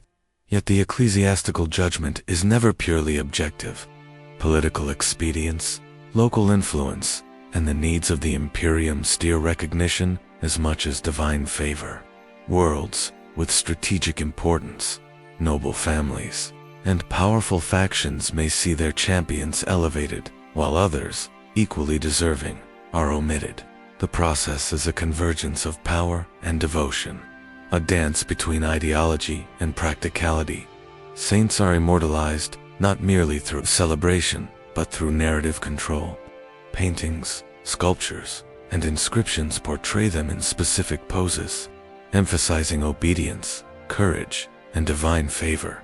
In hallowed halls and sacred shrines, these depictions communicate lessons as much as inspiration, shaping behavior and expectation.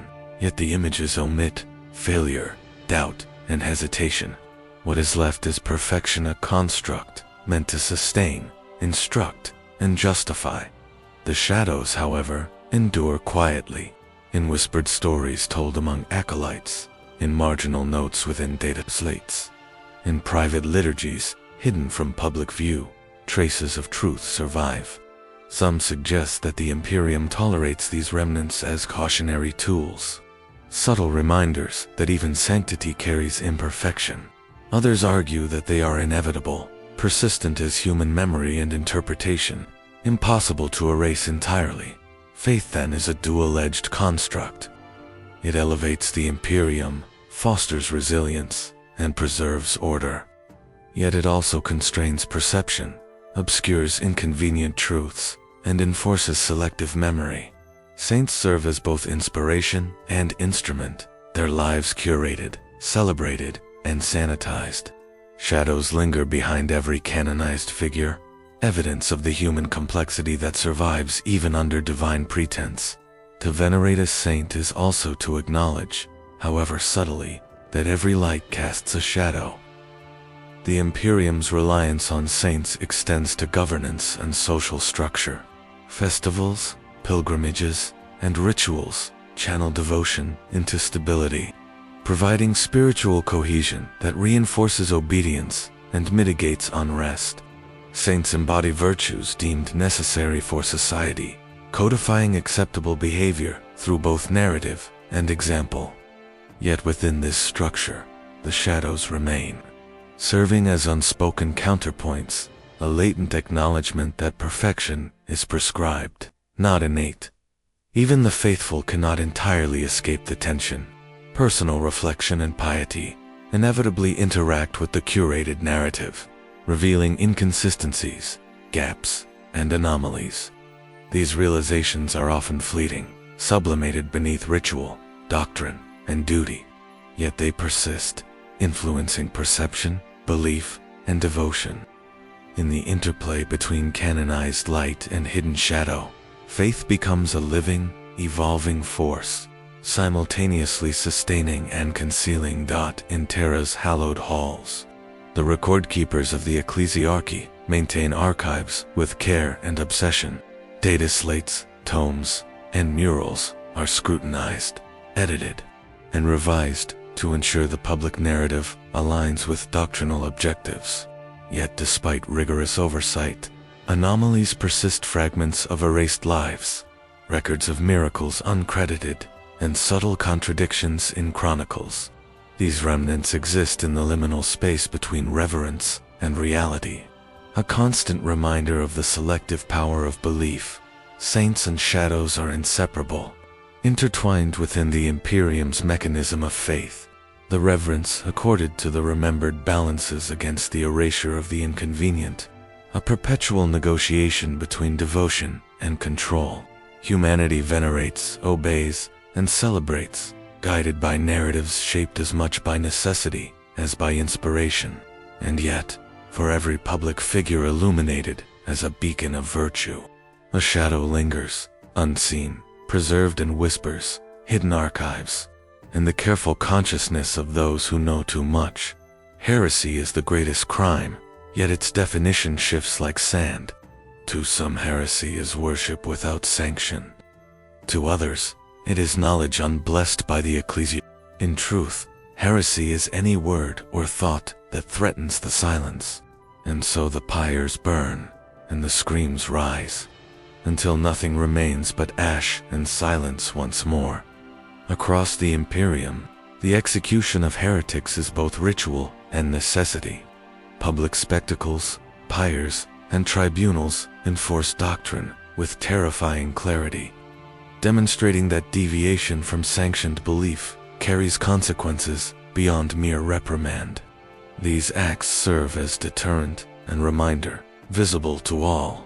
Yet the true machinery of judgment often operates in hidden chambers, far from the eyes of the masses. Fear is both instrument and measure, shaping society to comply without question, ensuring the continuity of order. The inquisitorial definition of heresy is elastic, capable of expansion and contraction according to circumstance. A whispered doubt, a misinterpreted ritual, a fragment of forbidden knowledge can be construed as treasonous. The Inquisition, often acting with absolute authority, interprets heresy not as a fixed concept, but as a threat, dynamically defined to preserve control. Those accused are isolated, interrogated, and judged, their fates sealed by a system in which mercy is irrelevant and survival contingent upon compliance or luck. Pyres of heresy burn with relentless intensity. Flames consume the body, smoke carries the sound of screams into the sky, and the ash settles as a reminder of consequence. Yet beyond the spectacle lies a deeper mechanism, the suppression of knowledge, the erasure of dissent, and the shaping of memory. Individuals are not merely punished. Narratives are corrected, histories rewritten, and belief reordered. The Imperium's response to heresy extends beyond the individual, reshaping communities and ensuring that deviation is both feared and improbable. Heresy extends beyond the overt. Philosophy, interpretation, and even scholarship are subject to scrutiny. Texts are examined for nuance, meaning parsed for hidden implication. The line between curiosity and treason is thin.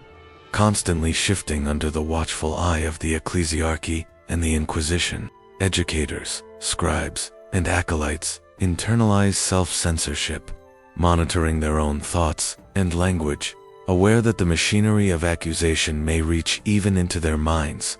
Compliance becomes instinctive, survival contingent upon silence as much as obedience.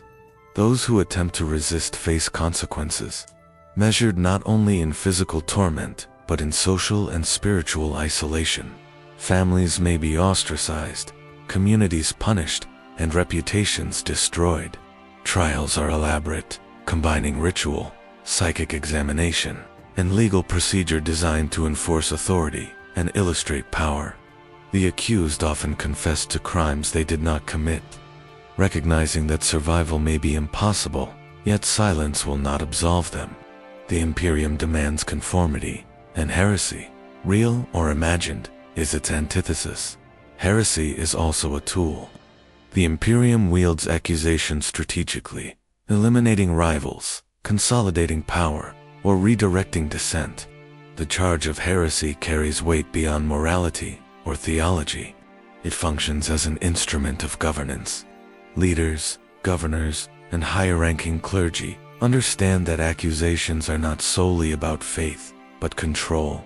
Pyres and tribunals, visible or hidden, enforce compliance and ensure that authority remains unchallenged.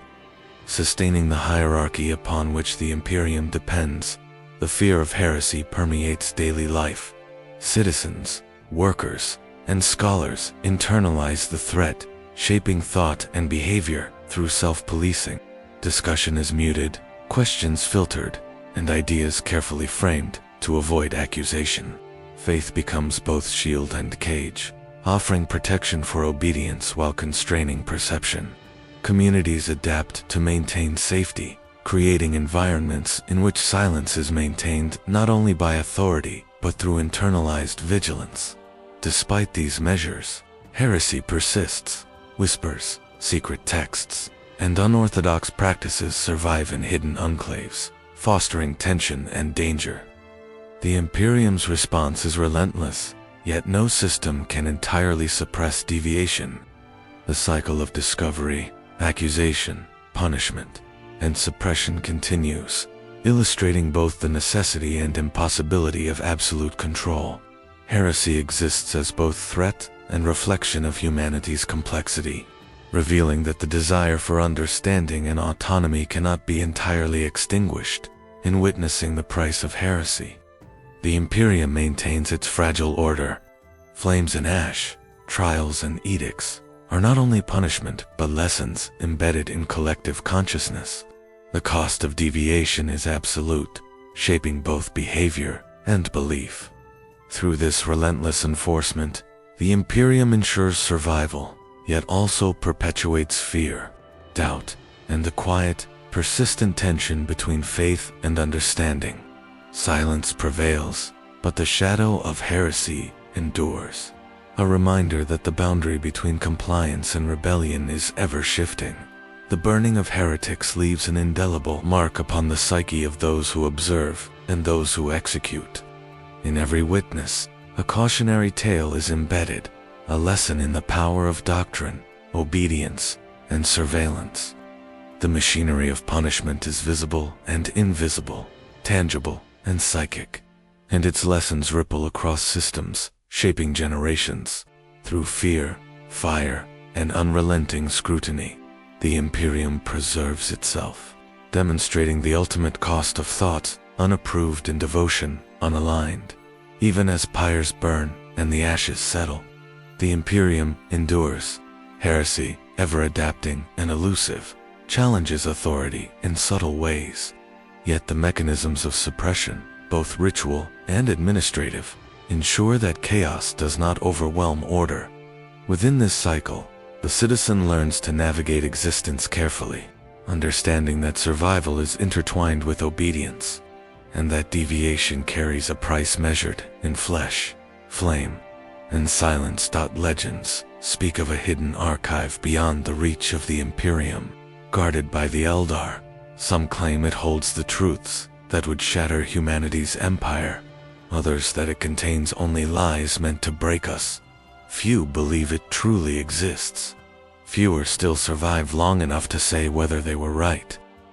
The Black Library is a phantom, a repository of forbidden knowledge whispered in secret among psychers, inquisitors, and Xenos scholars. Its existence is neither confirmed nor entirely denied, creating a mythos that terrifies and entices in equal measure. Rumors persist that within its hidden halls, every secret of the galaxy is catalogued. The rise and fall of civilizations, the patterns of chaos, and perhaps even the true nature of the Emperor. To seek it is to court madness and death, yet curiosity drives the most daring, forcing mortals to question the boundaries imposed by the Imperium Eldar Guardian. Enigmatic and eternal, are said to protect the library with vigilance and guile. Their motives are inscrutable. Some claim they seek to preserve knowledge for their own race, while others insist they manipulate humanity by offering glimpses of truths that test obedience and sanity. Encounters with these guardians are brief, fatal, or transformative, leaving survivors in states of fragmented memory, doubt, or revelation. They operate at the periphery of human perception, their existence a shadowy counterweight to the Imperium's dogmatic control. The contents of the library, according to myth, are as dangerous as they are illuminating. Prophecies of collapse, chronicles of hidden wars, and strategies that could unravel entire planetary defenses reside within its infinite shelves. To access such knowledge is to confront both potential salvation and existential annihilation. Some psychers return broken, their minds unable to reconcile the contradictions and revelations witnessed. Others vanish entirely, leaving only warning tales behind. The peril is not only physical, but psychic, testing the limits of reason, faith, and identity. Stories of the library are carried in hushed tones across the galaxy. Rogue traders, heretical cults, and exiled inquisitors speak of it as if it were a living entity, capable of seduction, deception, and judgment. The pursuit is as much philosophical as it is physical, with seekers drawn by the promise of forbidden understanding, the thrill of uncovering secrets, or the hope of power beyond comprehension. Yet every account converges on one truth. The library's whisper is irresistible, but it is never benign. Some claim that the library itself judges those who enter, allowing only those who possess the necessary insight or madness to survive. They describe corridors that shift, knowledge that adapts to the seeker, and truths that may reveal not the universe's secrets, but the deepest fears and flaws of the individual. In this way, the Black Library functions as both archive and trial, a mirror of intellect and morality that tests the boundaries of humanity's ambition. The Imperium, of course, denies its existence. The Inquisition enforces ignorance, destroying texts, interrogating witnesses, and purging heretical speculation. Yet the persistence of myth, the scattered fragments of testimony, and the rare accounts of those who return changed, suggest that some kernel of truth survives. Humanity's obsession with the library underscores a fundamental tension: the desire for knowledge versus the fear of its consequences. The closer one draws to forbidden truth, the more certain one becomes of the cost. Psychers, particularly those of extraordinary ability, are most often drawn to the library's legend. The promise of insight into the warp, the Emperor, and the patterns of destiny is irresistible, yet perilous. Many who pursue this path vanish without trace, their minds either consumed by revelation or corrupted by the eldritch architecture of knowledge beyond mortal comprehension. Their fates serve as both warning and allure, ensuring that tales of the Black Library continue to circulate, fueled by ambition, fear, and devotion. The Eldar's role complicates the narrative. To them, the library is a necessary instrument, a tool for preserving the galaxy's arcane equilibrium. Their motivations, though alien, suggest subtle strategy. By granting selective access, they may influence events across millennia, shaping humanity's trajectory while maintaining the secrecy of their own empire. Their interventions are deliberate, precise, and inscrutable, leaving humans with glimpses that inspire awe, doubt, or dread, yet never full comprehension. The Black Library's whispers extend beyond individual seekers, across the stars. Unrecorded movements, inexplicable victories, and sudden calamities are sometimes attributed to knowledge derived from these hidden archives. While unverifiable, such attributions reinforce the mythic status of the library, making it simultaneously aspiration and warning. Those who speak of it publicly risk accusation of heresy, yet the legend persists, transmitted through subtle signals, coded manuscripts, and oral tradition among the few who understand its significance. For the few who survive encounters with the library, life is irrevocably altered. Memory is fragmentary, comprehension incomplete, and perception sharpened to a point of almost unbearable clarity. Many become obsessives, compelled to share fragments of what they have learned, often with tragic consequences. Some join clandestine organizations, seeking protection or the ability to act upon forbidden insight, while others descend into isolation, madness, or devout fanaticism. In all cases, the Black Library exerts a profound, lasting influence, shaping thought, belief, and action in ways both subtle and catastrophic. The legend endures because it embodies humanity's enduring tension with knowledge, the drive to discover, and the necessity to obey. The Black Library is both repository and enigma, simultaneously a beacon and a snare. It is a myth sustained by glimpses of reality, a whisper of truths that may unravel or elevate, depending on the seeker's strength, faith, and fortune. In the shadows of the galaxy, it persists, unseen but omnipresent, a reminder that some knowledge is both coveted and forbidden. The Emperor's light burns through the yet across the galaxy, entire sectors vanish into silence when warp storms rise. The Imperium teaches that his light is eternal, but in the darkness between stars, whispers spread that the beacon flickers, that the throne itself groans beneath its endless burden. And if it falters, what then?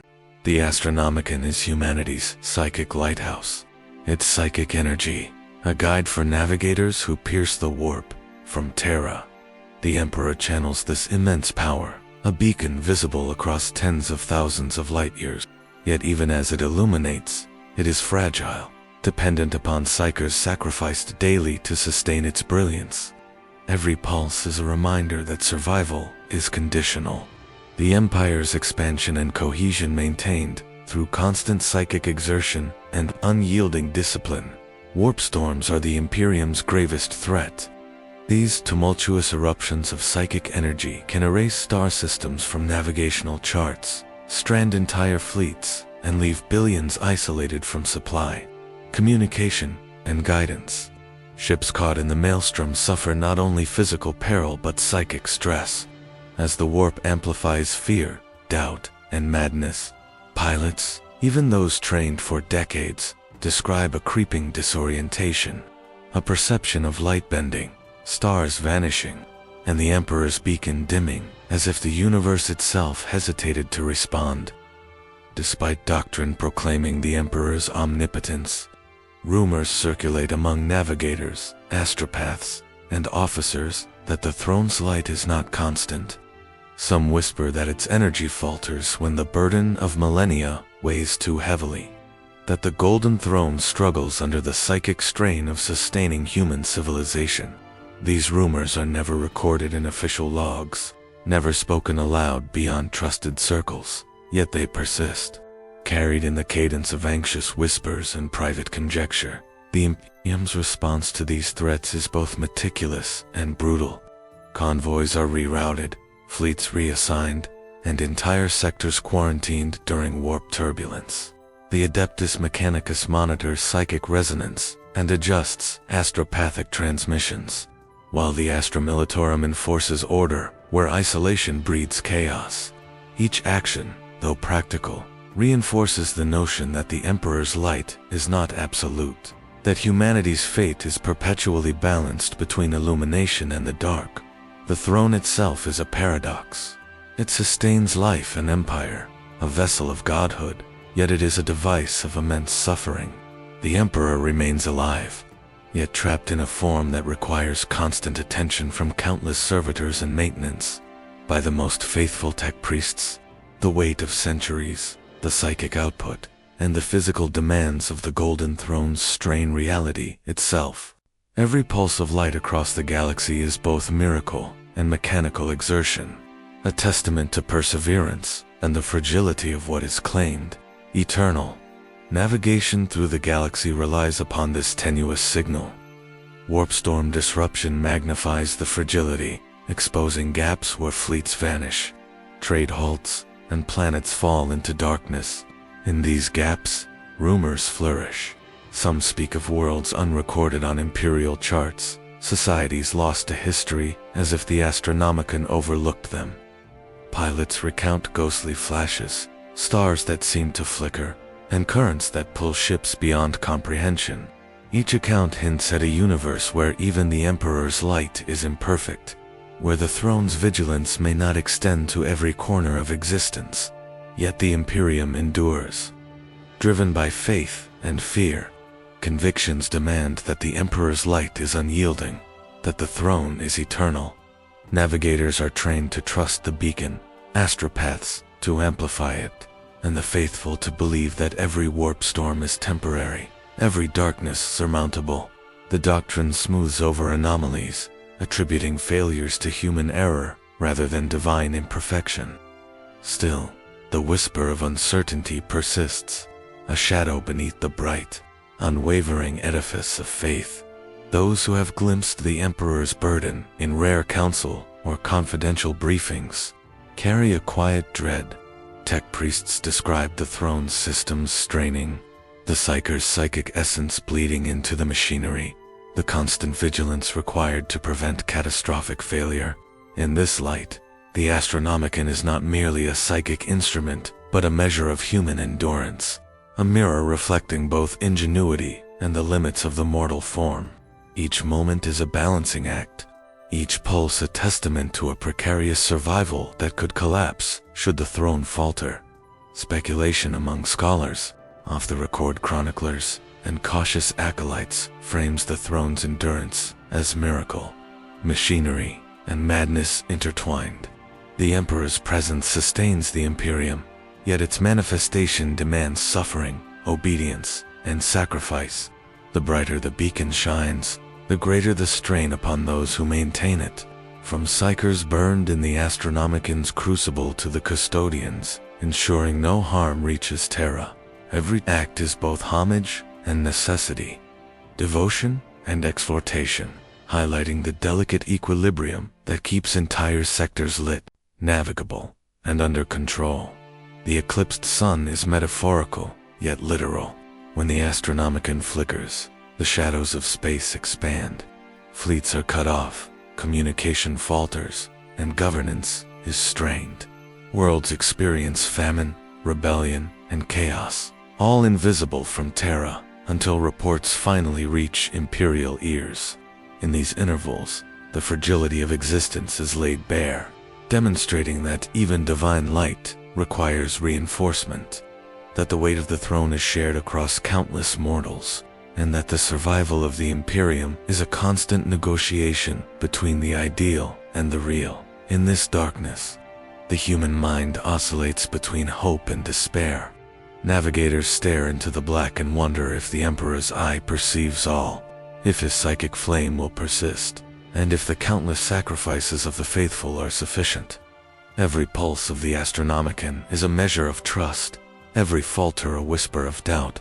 The galaxy spins under a sun whose radiance is both miraculous and precarious, illuminating not only worlds but the tenuous boundary between order and chaos. The orcs are a terror beyond number, yet they laugh at death, thriving in the chaos where others perish. To the Imperium, they are vermin to be exterminated, but in their endless joy for battle, in their crude yet unbreakable survival, they reveal something the Imperium cannot accept: that life may endure without silence, without chains, without lies. Orcs live for the fight. Their existence, a ceaseless cycle of conflict and conquest. Planets overrun by their hordes become arenas of destruction, but also paradoxically of vitality. They build, destroy, and adapt in ways the Imperium cannot anticipate. Their structures, crude yet functional, survive bombardment and siege. Their vehicles, often held together by little more than instinct and brute force, endure where the most sophisticated technology might fail. This resilience undermines the human conception of order and control, revealing a type of life entirely untethered from doctrine. The laughter of orcs is both literal and metaphorical. It echoes across battlefields as an affront to human solemnity, a sound that mocks the Emperor's imposed order. It signifies an instinctive understanding of freedom, joy derived from existence rather than sanctioned purpose. Where the Imperium enforces silence to maintain obedience, orcs thrive in cacophony. Their glee is infectious among their kind and incomprehensible to human sensibilities, highlighting a fundamental divergence in perception and values. Every orc warband is a microcosm of chaos, yet within it exists structure, hierarchy, and a survivalist intelligence that belies its crude appearance. Leaders emerge not through doctrine, but through strength, cunning, and the ability to inspire the horde. Battles are orchestrated with instinctual strategy, improvisation, and brutal efficiency. While the Imperium may view them as mindless, their adaptability and sheer tenacity render them a threat beyond conventional measurement. Encounters with orcs leave scars beyond physical damage. Soldiers report an almost disorienting vitality, a sense of life unconstrained by fear, morality, or order. The sight of an orc laughing amidst devastation, thriving where humans would despair, challenges the fundamental assumptions of survival and dominance. The Imperium suppresses recognition of this truth, for to admit it would destabilize the narrative of absolute control and the necessity of silence. Orcs are more than enemies. They are mirrors, and the ungoverned exuberance of their culture. Humans see what might have been possible without subjugation to doctrine, the Golden Throne, or the They reveal the instinctual core of life, raw, adaptive, and unapologetically alive. In this reflection, the Imperium perceives threat not solely in terms of territory or casualties, but in the existential challenge posed by a species that defies imposed order. Their technology, though crude and often unpredictable, functions according to a logic entirely alien to human understanding. Mechboys and warbuses harness energy, weaponry, and vehicles in ways that seem miraculous or impossible, yet reliable within orc methodology. Ships travel across warp and real space with improbable accuracy, and massive engines roar into life without formal engineering. This improvisational mastery, born from instinct and collective belief, demonstrates a form of coherence and resilience that contrasts sharply with the rigid, controlled systems of the Imperium. The Imperium's attempts to destroy orcs are relentless, but rarely absolute. Worlds can be purged multiple times, only to see life re-emerge in green-skinned proliferation. Entire campaigns of extermination end in stalemate or retreat. Orcs exploit gaps, adapt to tactics, and proliferate where humans cannot maintain presence. Their survival is not incidental. It is emblematic, proof that life can persist in opposition to imposed silence, discipline, and dogma, in myth and rumor. Some claim that the orc's laughter contains a subtle wisdom, a resonance with the fundamental energy of existence. Their joy, their revelry, and their chaos are seen as a natural antithesis to imperial repression, where humans are bound by fear, hierarchy, and doctrine. Orcs are liberated by instinct, community, and unbridled vitality.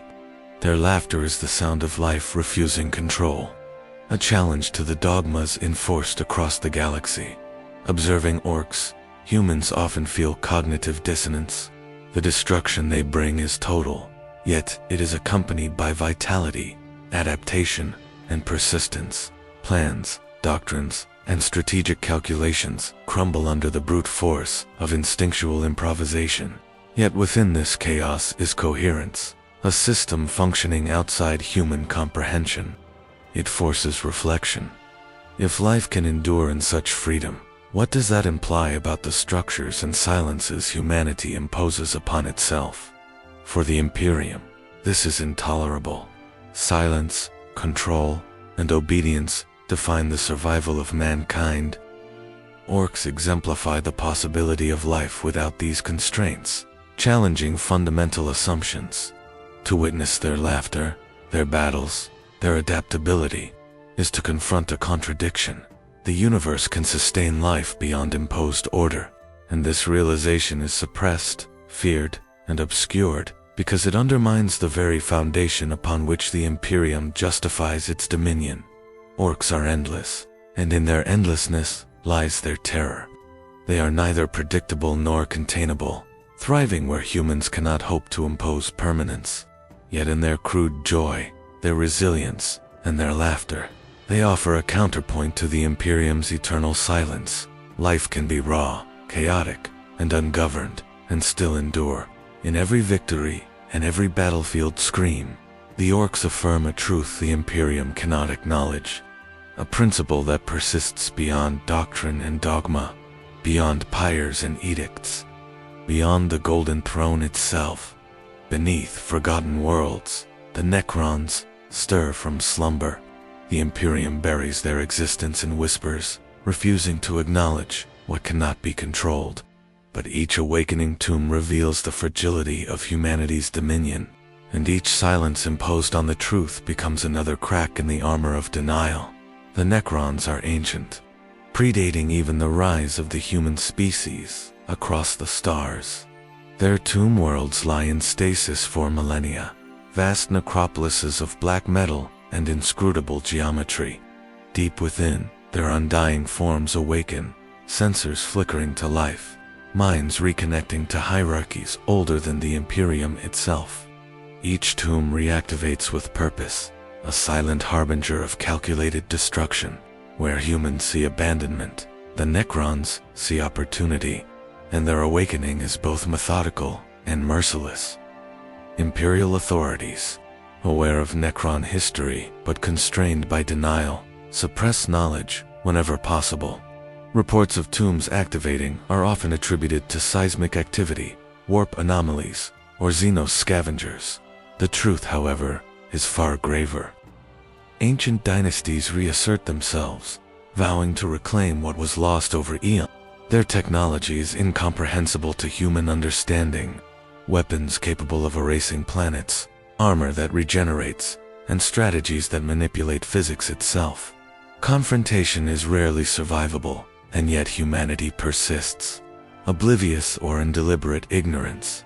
Each tomb awakening challenges assumptions of permanence. Human settlements, even those heavily fortified, are vulnerable to Necron incursion.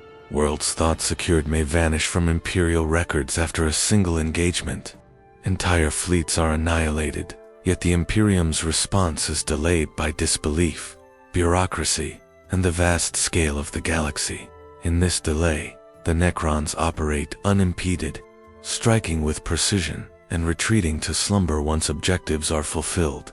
The cyclical nature of their resurgence ensures that fear is constant, though often unacknowledged. The Necron's silence is as profound as their power. Unlike orcs or chaos, they do not seek conquest for passion or devotion, but for reclamation and survival of an ancient order. Their movements are precise, almost indifferent, yet lethal. This dispassionate methodology unnerves human commanders, whose strategies assume response to aggression rooted in emotion or necessity. Against the Necrons, emotion is irrelevant. Calculation and inevitability reign within the Imperium. Rumors of Necron awakenings circulate cautiously among the Adeptus Mechanicus, Inquisitors, and select military officers. These whispers are fragments, often dismissed or buried, but they hint at a broader reality. The galaxy is older, stranger, and far less controllable than humanity's dogma admits. The Necrons embody this reality, a testament to the endurance of ancient life beyond comprehension, and a reminder that silence cannot erase existence. Encounters with the Necron provoke awe and terror.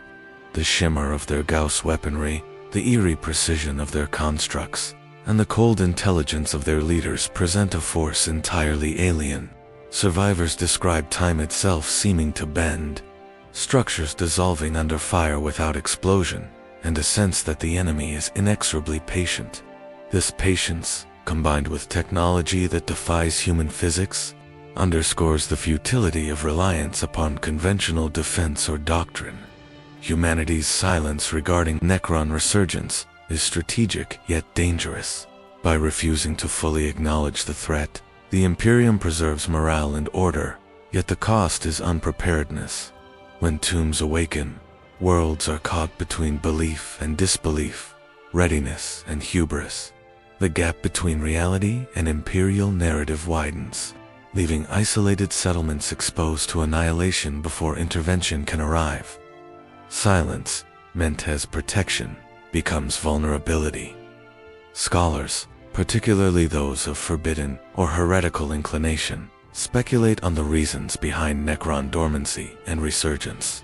Some posit cyclical necessity, others strategic concealment. What remains consistent is the realization that the Necron are not new enemies, but reclamationists, returning to a universe they once dominated.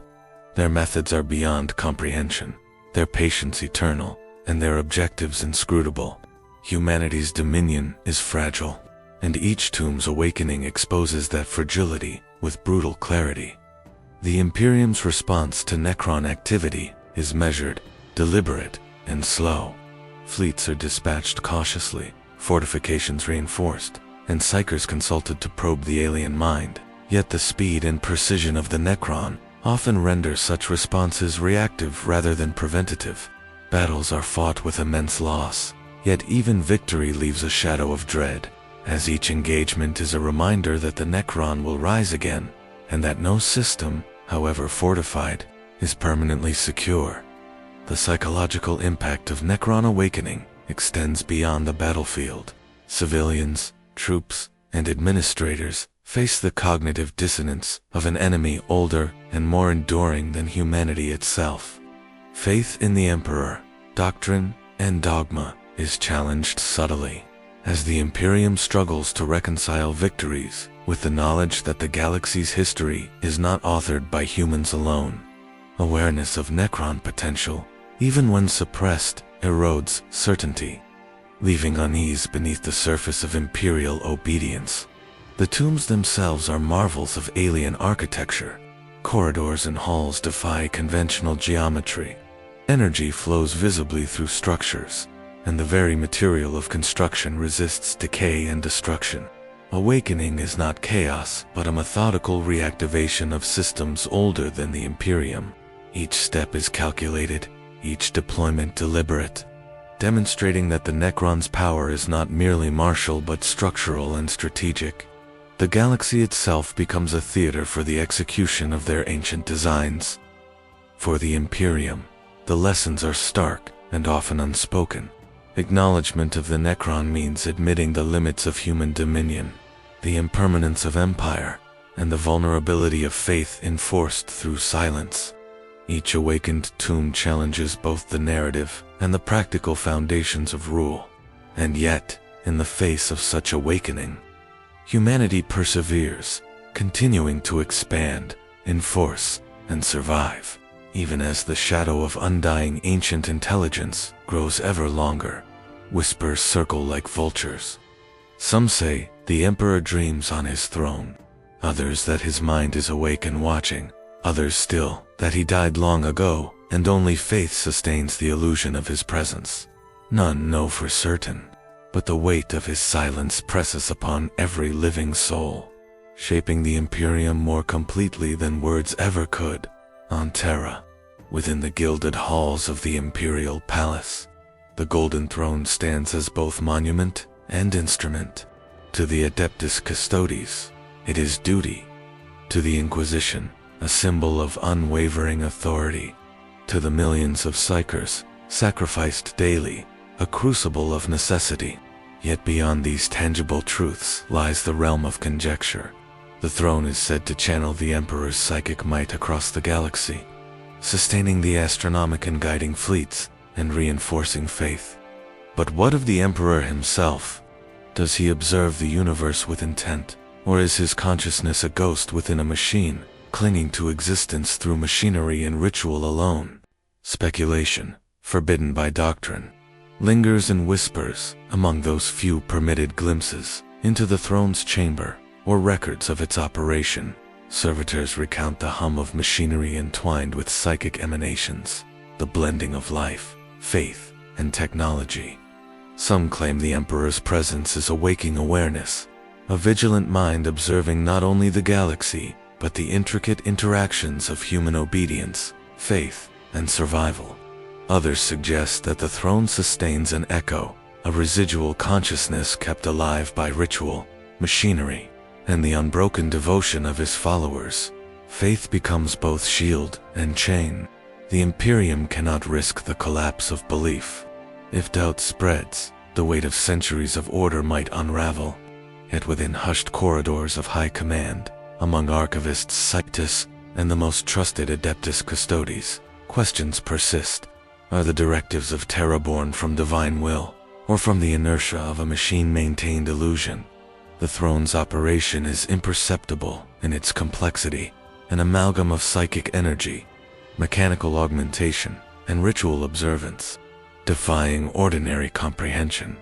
Across the Imperium, the absence of certainty manifests in ritual, obedience, and repression. Devotion to the Emperor is absolute, yet the motivations for obedience are layered: fear, faith, indoctrination, and an unspoken understanding that survival depends upon the maintenance of illusion. Planets flourish or flounder, not because the Emperor wills it actively, but because the machinery and hierarchy constructed around his myth sustain cohesion. The silence of the throne becomes the crucible of human civilization itself. The weight of the Emperor's silence shapes decision-making on every level. Commanders plan campaigns with reverence for his unseen guidance. Governors enforce laws with the assumption of his omnipresent gaze. Psychers modulate their abilities with the knowledge that their psychic output strengthens an empire suspended between faith and machinery. The absence of confirmation is itself power, imposing a discipline that exceeds any corporal enforcement. The mind's obedience is secured not through observation, but through the sheer gravitational force of belief. Magnified across millennia, rumors are a subtle form of knowledge, and in the Imperium, they circulate cautiously. Some claim that the Emperor's consciousness wanders among the stars, his mind linked to the astral, sensing the plight of every system, the rise of every rebellion, the ebb and flow of life across the galaxy. Others argue that such vigilance is impossible, that the throne maintains only a semblance of presence, a simulacrum sustained by machinery and science.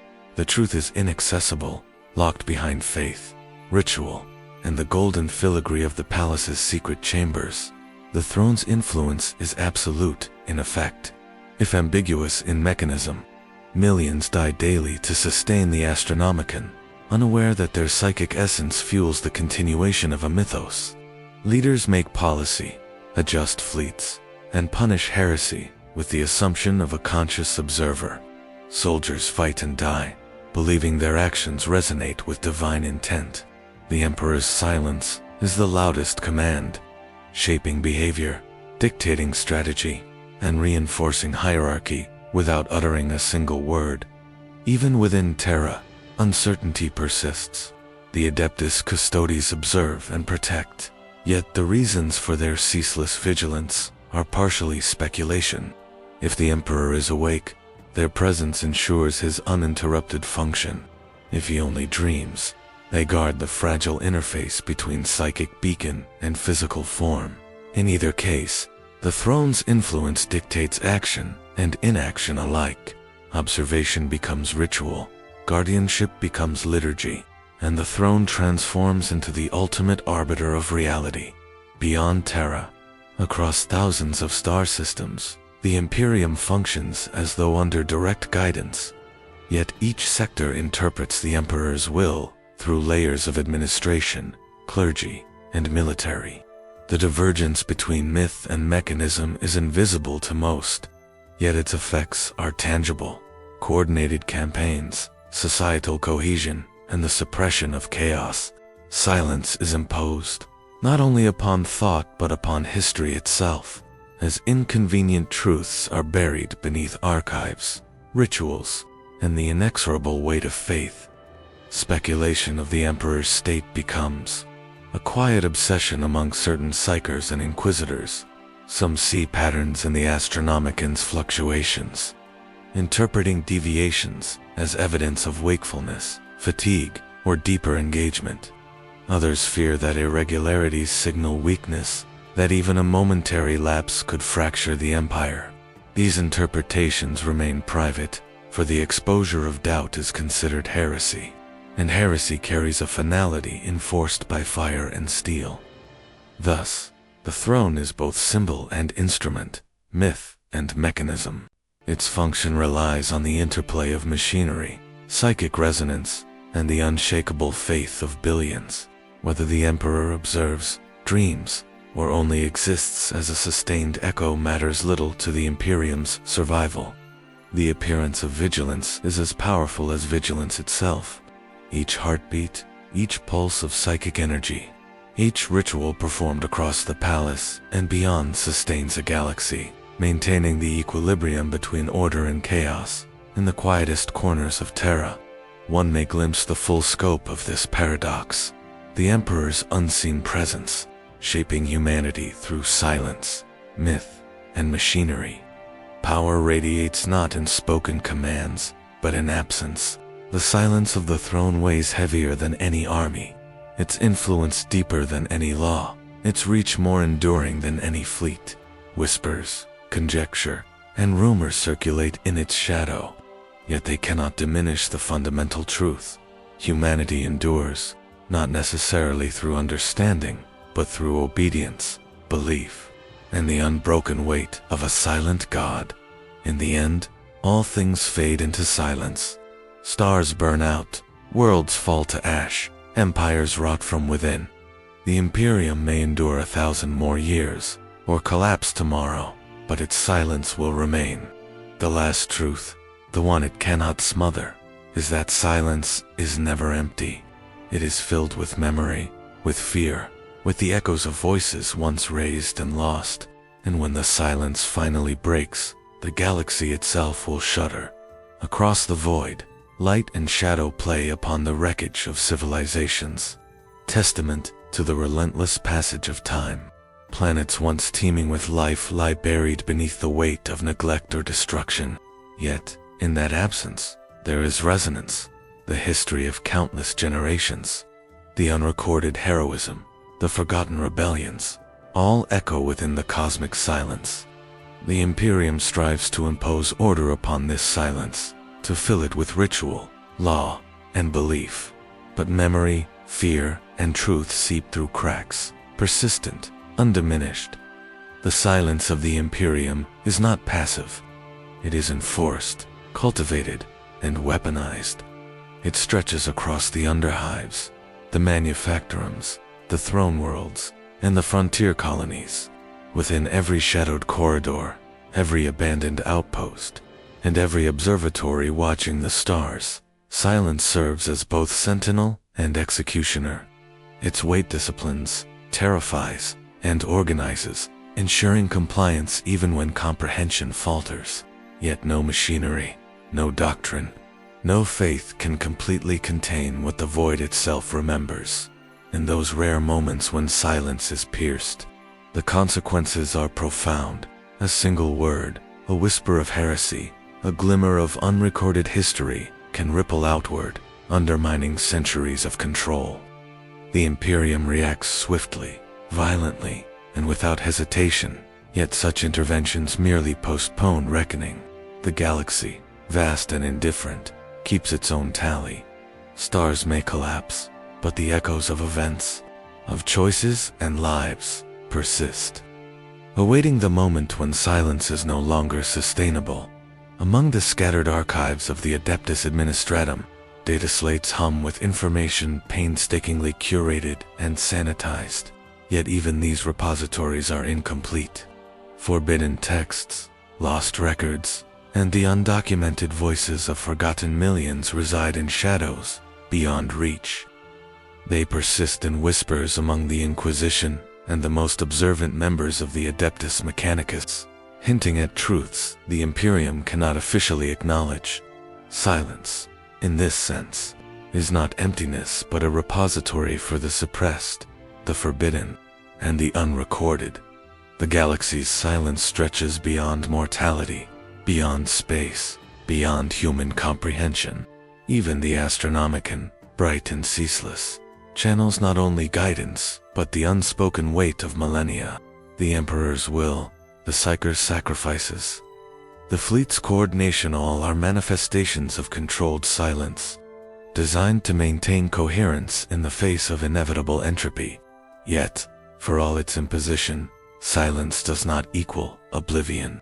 It collects, preserves, and amplifies. Like a pressure building behind a sealed vault, the Necrons slumber, the Orcs bellow, and the warp churns. All are counterpoints to imposed order, all reminders that silence is not dominance, but negotiation. Empires fall, doctrines crumble, and yet the void remains. Observers, historians, and psychers sense its texture, feel its pressure, and perceive its inevitability.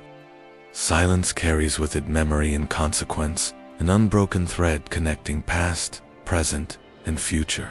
The Imperium may enforce it, but it cannot own it. In private moments, some few within Terra contemplate what comes after. They imagine a galaxy where silence is broken, where the echoes of all those long suppressed rise into clarity. Stars may flare, armies may clash, and entire systems may awaken to truths long denied. The Imperium's machinery, meticulous and vast, would shudder. Yet such speculation remains personal, dangerous, and often fleeting, for the weight of enforced silence is relentless, and any challenge to it is met with swift reprisal. Ultimately, silence is the final arbiter. It endures beyond belief, beyond faith, beyond life and death.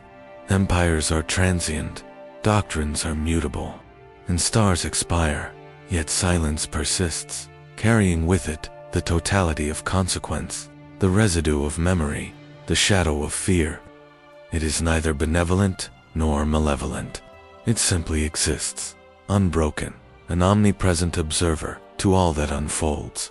And when the silence finally breaks, it will be a moment not of subtlety, but of magnitude.